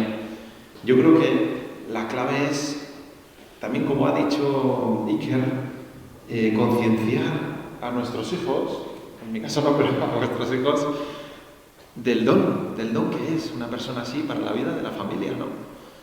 Aunque a ojos del mundo le pueda dar vergüenza que vean a su hermana con tantas necesidades y pues con lo del labio leporino, pues hay que decirle, es que es preciosa a ojos de Dios. Y es que nuestra mirada no es la del mundo, es la mirada de Dios. Y hay que estar hasta orgulloso de que Dios haya dispuesto que una niña así venga a cambiar nuestras vidas, ¿no? Y yo creo que es un trabajo pues lento, seguramente. En nuestro caso, pues lo hemos vivido porque mis hermanos y yo, en mi experiencia, pues con Eri muy bien, ¿no? Pero creo que los padres tienen la misión de educar a los hijos en el cariño entre los hermanos. Y cuando un hermano es muy especial, pues educarle a tener una mirada especial sobre ese hermano, ¿no? Como también seguramente dice con Iker, sus padres, ¿no? Y a veces es difícil, es que es verdad, porque el mundo a veces pues te cuestiona, ¿no? Y te dice, ¿qué hermano más raro tienes, no? O ¿qué le pasa a tu hermano, no? O incluso ves que a veces, pues en la crueldad de los humanos, hacen feos a tu hermano, ¿no? Estos niños dejaron jugar a este otro al béisbol, pero podían haberle dicho a este no, que es un raro, ¿no? Y hay pecado y hay maldad, ¿no? Pero creo que los padres tienen la misión y las comunidades parroquiales de saber mirar con la mirada de Dios, no con la mirada del mundo, ¿no? Que la mirada de Dios es un regalo porque es imagen de Dios mucho más nítida incluso que yo mismo, ¿no? Es que es más imagen de Dios que nosotros mismos, incluso a mi parecer. Y creo que la clave es esa educación lenta, que a lo mejor, bueno, 21 es mayor, pero bueno, gracias a Dios está empezando ahora vuestra hija, ¿no? Y creo que hay que hablar en verdad y decirle, oye, tampoco sé cómo se llama, pero vuestra hija mayor, pero hay que mirar a tu hermana con los ojos de Dios y la persona pues poco a poco, entiendo que rezando también por ella, pues irá, no lo sé, es lo que diría en mi experiencia y vamos, no lo sé, no sé si quiero algo. Quería decir una cosa que también, o sea, yo he contado que el Señor se acerca a mi vida a través de, primero, la sensibilidad que me regala por la relación con Hugo, pero en otros muchos aspectos de mi vida, el Señor, después de que yo me encontré con Él, los ilumina, los cambios, que muchas veces, o sea, pues cuando uno tiene un encuentro profundo con el Señor, viene a traer luz a muchos aspectos de su vida que están desordenados, que están, pues sí, faltos de amor. Entonces, pues quizás es el último paso, que de ir el primero, pero que sí, yo concuerdo mucho con esto de la educación lenta, pero o sea, retando a Valle, que el Señor viene también a abrazar esta realidad que tienes. El Señor viene a iluminar toda tu vida y esto no se va a quedar fuera del encuentro con Él.